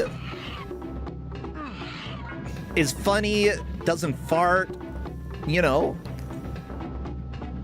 Ooh, we've got a Scar lover. The 3 hyenas. Wow, there are people all over the place here. I'm so glad. Like, here's the deal. I know that we've got a lot of furries here, so I'm glad that we're asking this. I'm a straight guy, and Jeremy Irons can melt me like butter. Like, that voice is so good. Oh, it's good voice. Oh no, someone wants Rafiki to Asante-sana squash their banana? Oh no. Whoopi Goldberg was one of the hyenas, and I don't remember. She was. Apparently Shenzi. Uh-oh. Gamer Wolf got to the end and not enough coins. No! You need more coins! Don't you know Lion King is about capitalism? Okay, yeah, that should go on there. Lion King was about capitalism. Yeah, I'm gonna go ahead and say I would probably be pretty basic. Full Lizards Simba's is on to the next stage. Full Lizards is now on to this one. Yeah. You know what? I might put Simba's number 1, Zazu 2. Who would I put as 3 in my list? I might go with Whoopi Goldberg. Like, not even the hyena, just Whoopi Goldberg.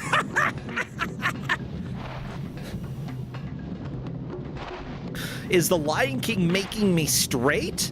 Welcome to other weird questions in Kusogrande. This sounds like a freaking tabloid question. And now we're back to the side-scrolling again. Oh no. Well, Full Lizard's good job on making progress here.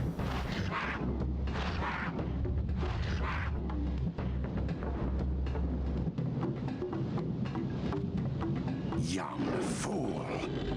Young fool. Yeah, if we're talking about Disney animated furries, yeah, Maid Marian was very, very hot. She was hot?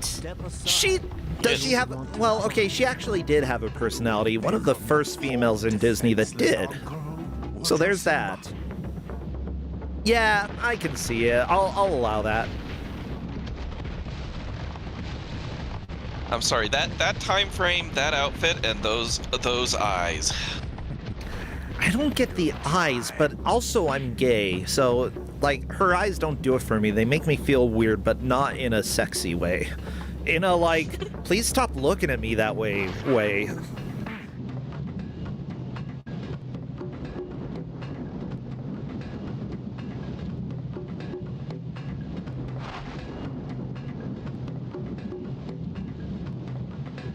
Robin Hood, though, top notch. Okay. I'll give one for Disney adjacent that probably most people don't know. Mirage from the Aladdin TV series. You want to talk about someone that has all the confidence and the looks? What, you don't like the short guy who shows up? Oh yeah, she is a furry. Okay, let me... What? They had a furry in Aladdin? Oh yeah, it was a demigod. No, crap. Did I close OBS? Please, no. Cancel. Don't close. Oh, I saved it. Okay. I didn't know that we had sexy furries in Aladdin TV, but apparently, there you go, everybody. There's Mirage.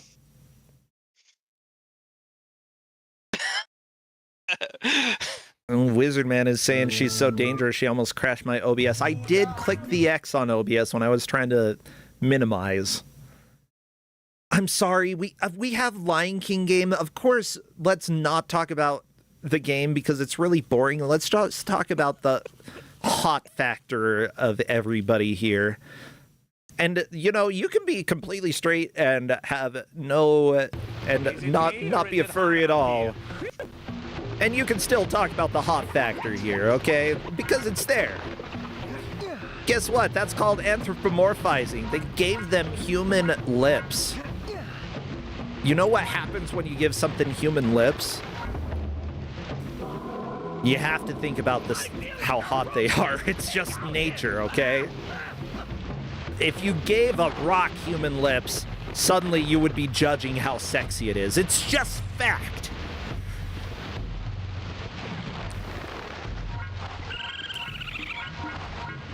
What if you give shoes human lips? I would be thinking that shoe is probably too sexy at this point.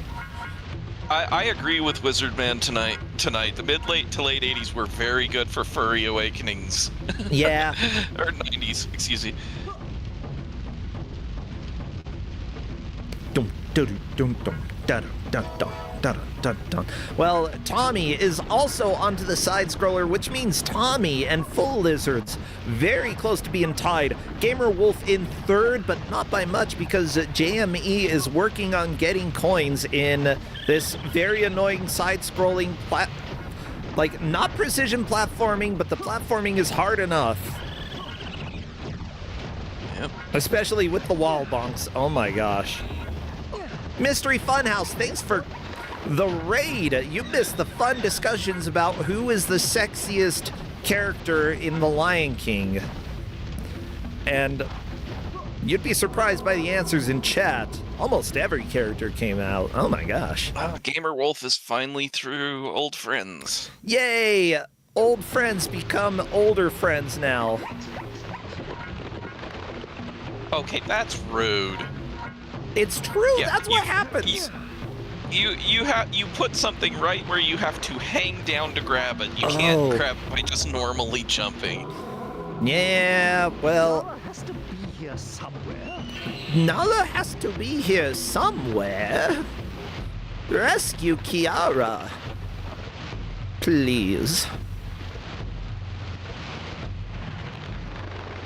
I would say literally the only reason why I would watch the Lion King remake is because John Oliver is Zazu. That's the only reason. But I'm not going to because I have not watched a single quote-unquote live-action, quote-unquote remake because I don't support it.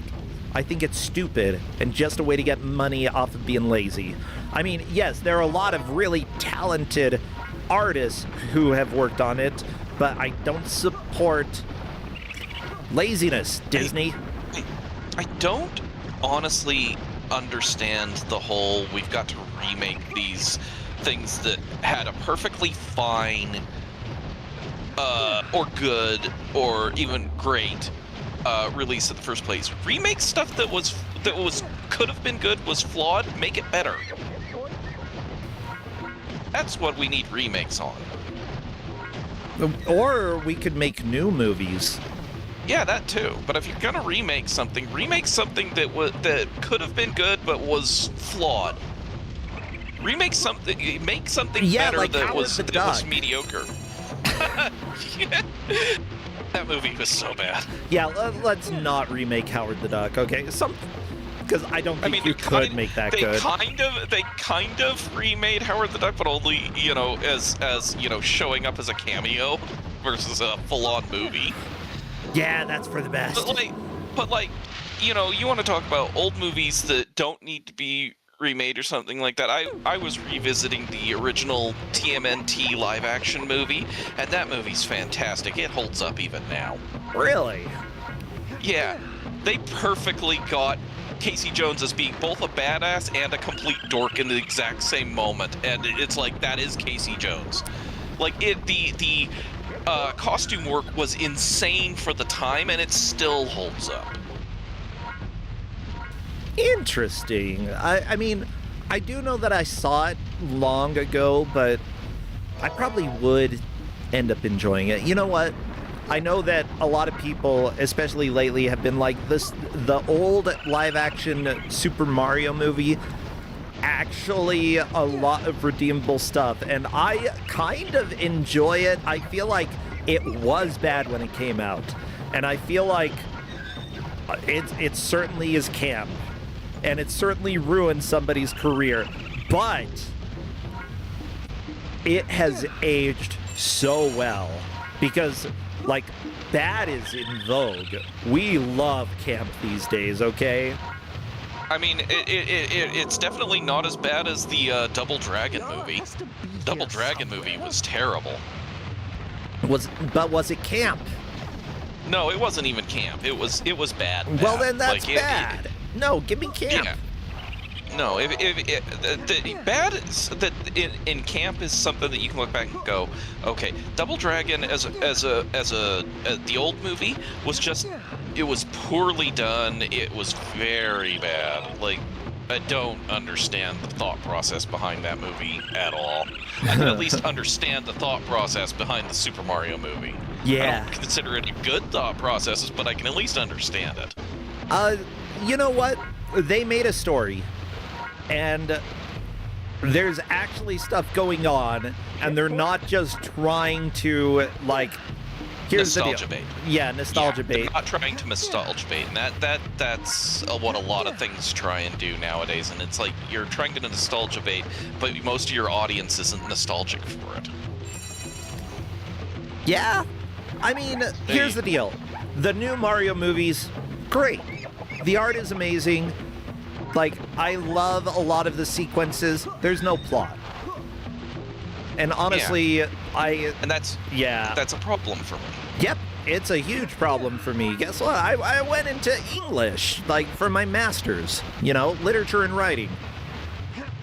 I write myself, so, I try and do things on that regard. Yeah. Yeah, the Sonic movies, on the other hand, are really good. There is a lot of potential in those. And Full of Lizards has moved on to the next stage. Nice. Yeah. Oh no, Tommy just fell in the fire and Simba got angled slightly down. That means that's a game over. Yeah, just so everybody knows right now, Full Lizards is in the lead. Tommy was in the lead for quite a while, but Full Lizards taking it away. Gamer Wolf is in third with 467 coins, possibly going to get more, and it is the Scar fight. Yeah. However, JME has made up a lot of time stuck on that stampede for, I don't know, half an hour? But, you know, almost at least got 20 minutes. Yeah, it was a long time. Kept going and, you know, pretty close here. This is why you never give up. This fight, ooh. Yeah, no, Gamerwolf can't drop a save state there. Oh, Klutz Lament is pointing out a great detail of the Super Mario Brothers movie. Apparently they have electric cars in the dinosaur world because there are no fossil fuels because the dinosaurs never died off. Great detail. Fossil fuels were not from the dinosaurs, though. Okay, that was a common thought back in the day, sure, but it was more like algae and small, like. Yeah, if Gamerwolf loads the state there, I'm gonna have to tell them not on that because the Scar fight is part of the stage, and I told them they could only save state at the beginning of the stage. I'm sorry, everybody, that I have now proven that the old Super Mario Brothers movie is not scientifically accurate, especially to Alapex. Apologies. I've ruined movies. Oh yeah, Super Mario and Luigi Mario. I forgot about that. I love that there was literally Mario. That, you know, I kind of want to watch the Mario movie again. It's been so long. Might not matter on this with Gamerwolf because it looks like, yeah, Gamerwolf took down Scar on the first attempt. What? Wow. Holy cow, Gamerwolf showing that the name is accurate. Yeah. Oh, I forgot about this stage that Full of Lizards is on. It's the Stampede, but worse. Oh, it's Stampede 2? I'm pretty sure this never happened. Like, this would just be traumatic flashbacks. Like I said, I never saw the second movie, so I couldn't tell you. Maybe this is in Lion King 1.5, you know? They made the movie later. It's...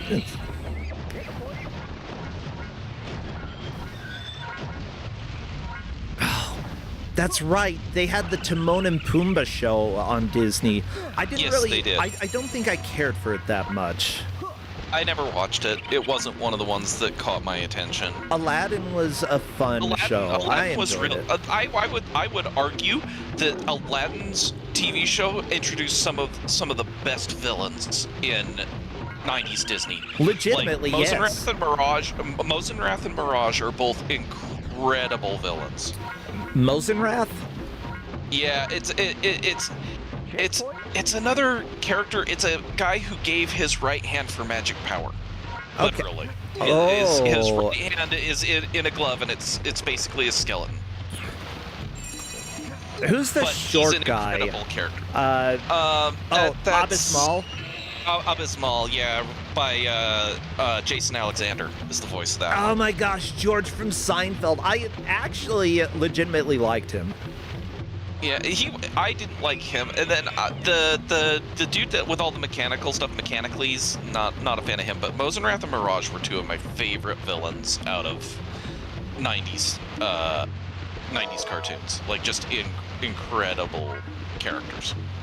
Yeah. I need to find Kiara. I think that at first he really irritated me, Abysmal, but he grew on me because of how, like, people just clowned on him, and I love that. Considering how irritating he was, like, the fact that people could just clown on the dude, big fan. And the female street rat they run into in the series too, which I forget her name. She starts out being an enemy and then becomes a friend, and I don't remember her name off the top of my Female head. street rat. Sadira, thank you. Yeah, Bad Road had it. Sadira. Sadira. I love that, like. Oh yeah, she's like Aladdin but a girl. Yeah. Like, not even kidding.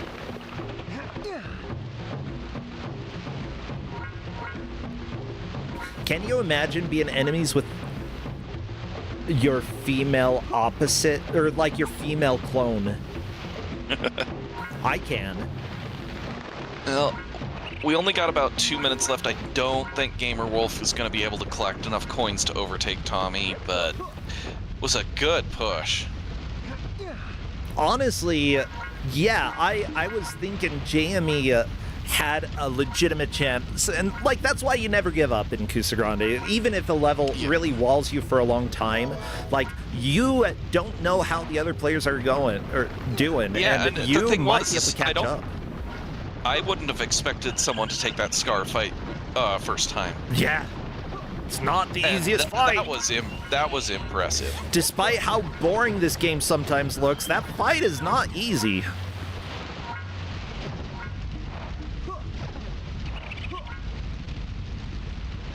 I like that this place is on fire, and we've got an easy first place with full of lizards. Oh yeah. They pretty much they're almost to the end of the game. Like I think they're one stage away. We've got 1 minute left. If for some reason Gamer Wolf manages to get a whole bunch of coins in this very last stretch, you only need to beat Tommy. If you beat the level, which is possible, then Gamer Wolf could move into second place. That would be amazing. Gamer Wolf's rushing now. They know they've got a minute left. Trying to get as many coins as they can before time's up. I would can tell. Absolutely hope that there is a like 50 coin coming up, because if there's a 50 coin, that means that you beat the level.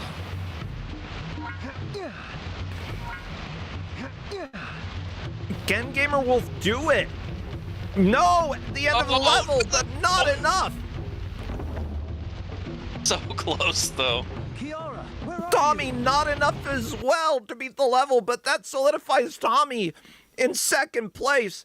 Oh my god, how? What an amazing finish between those two, super close.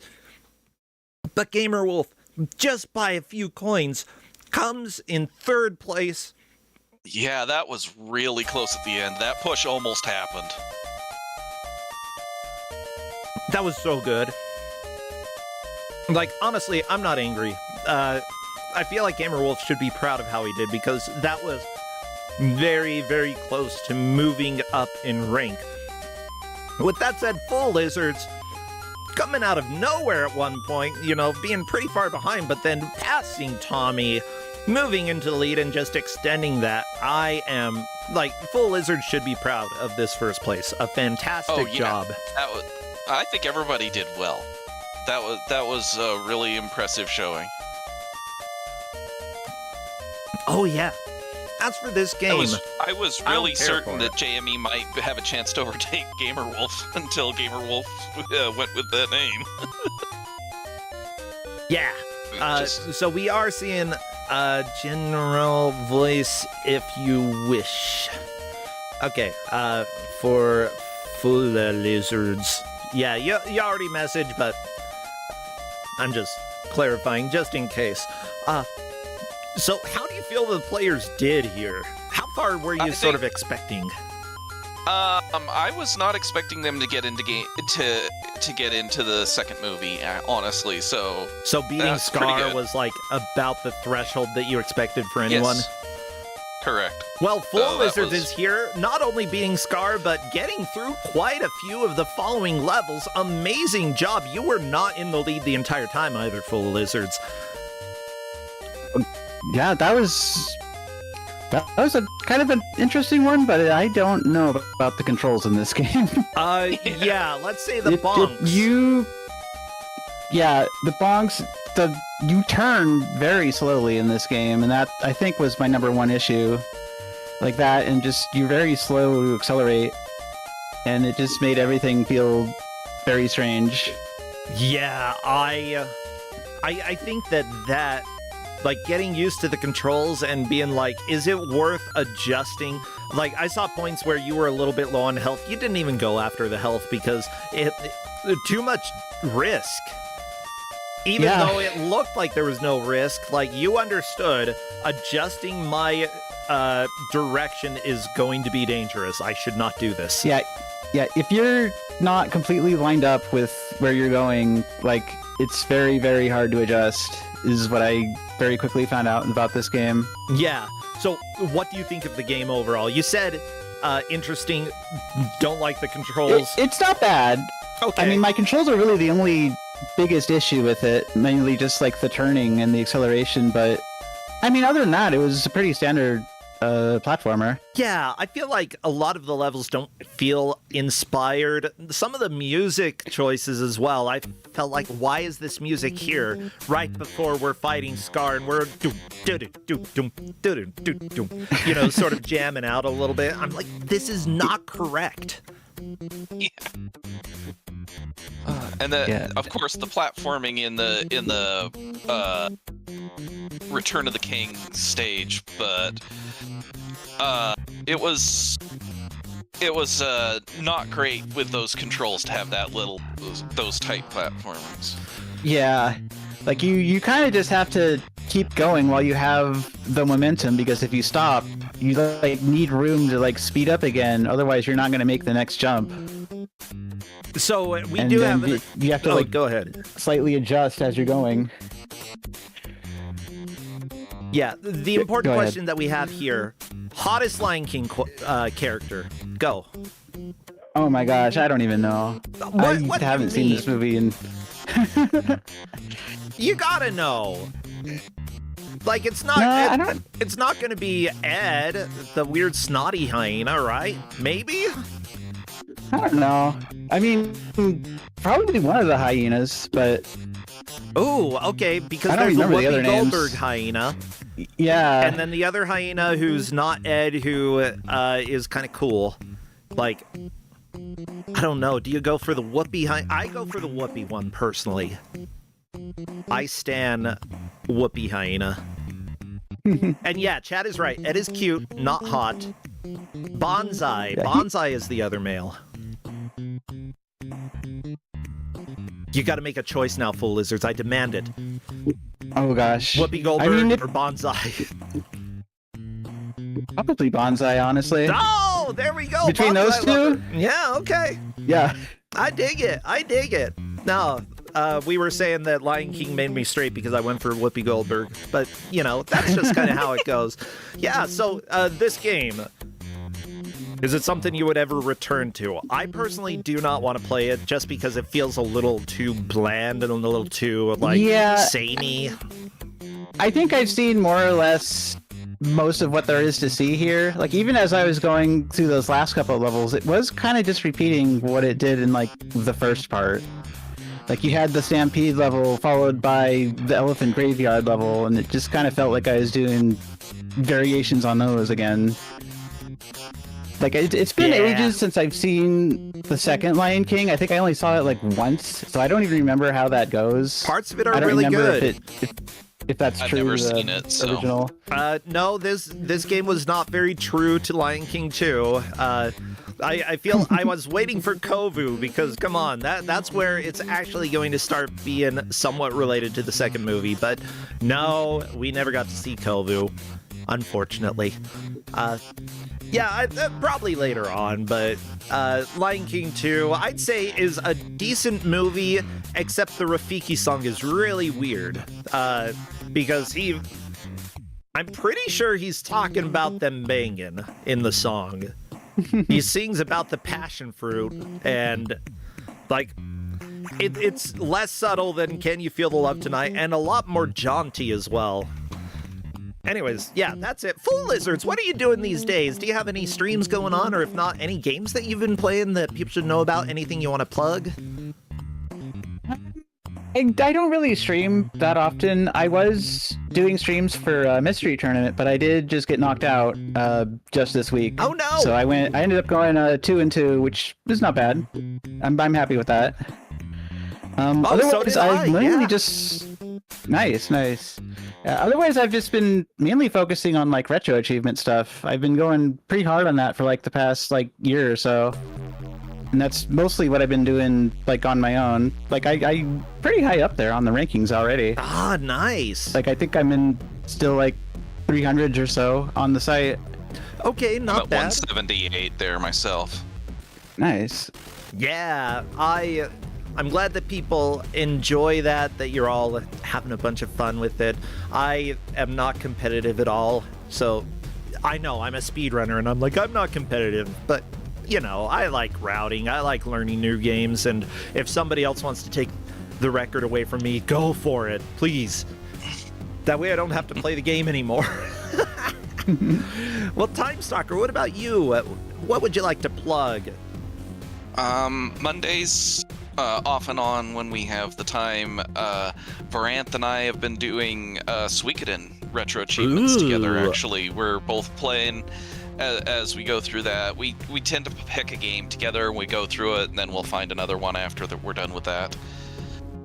And then Wednesday nights we have our Chaos Cafe with where I'm still doing the BizHawk Shuffler, where I'm doing a couple of us are doing long game / RPGs in this pack. So we've got 32 games in there that we're doing in the Shuffler with that. So. Yeah, well, sweet. Thank you so much for all that, Time Stalker. Yeah, the BizHawk Shuffler, I made the original one, and Author Blues and many other people have added so much more to it. So I'm just thrilled with where it went, and also thrilled that it's another project that I don't have to worry about because other people took it over. Well, I'm looking forward to your newest project. I want to play that NES game once it's ready, because NES is my jam. Good. Yeah, again, hoping that the prototype or the demo is out on June 22nd. I have a lot of work to do over the next couple weeks in order to get that ready. If it's later than that, whatever. Y'all haven't paid for it yet. It's a demo. You can deal with it. But for now, we're going to go ahead and raid Power Up with Pride. If you want to know the schedule for Kusogrande, you can check out the schedule at any point with ! schedule. We likely do not have future games and matches listed, but they will be up sometime soonish, so feel free to check that out. Otherwise, I'm going to go and let's go ahead and raid with trans rights, because that is always good. Power Up with Pride rocks. Oh yeah. So yeah, go trans rights, everybody. I'm gonna go play some Archipelago games probably. Otherwise, take care, friends. See you later. Bye, fool lizards. Bye, thank you. See ya. See ya, See ya, bro. Time Stalker. Bye, everybody.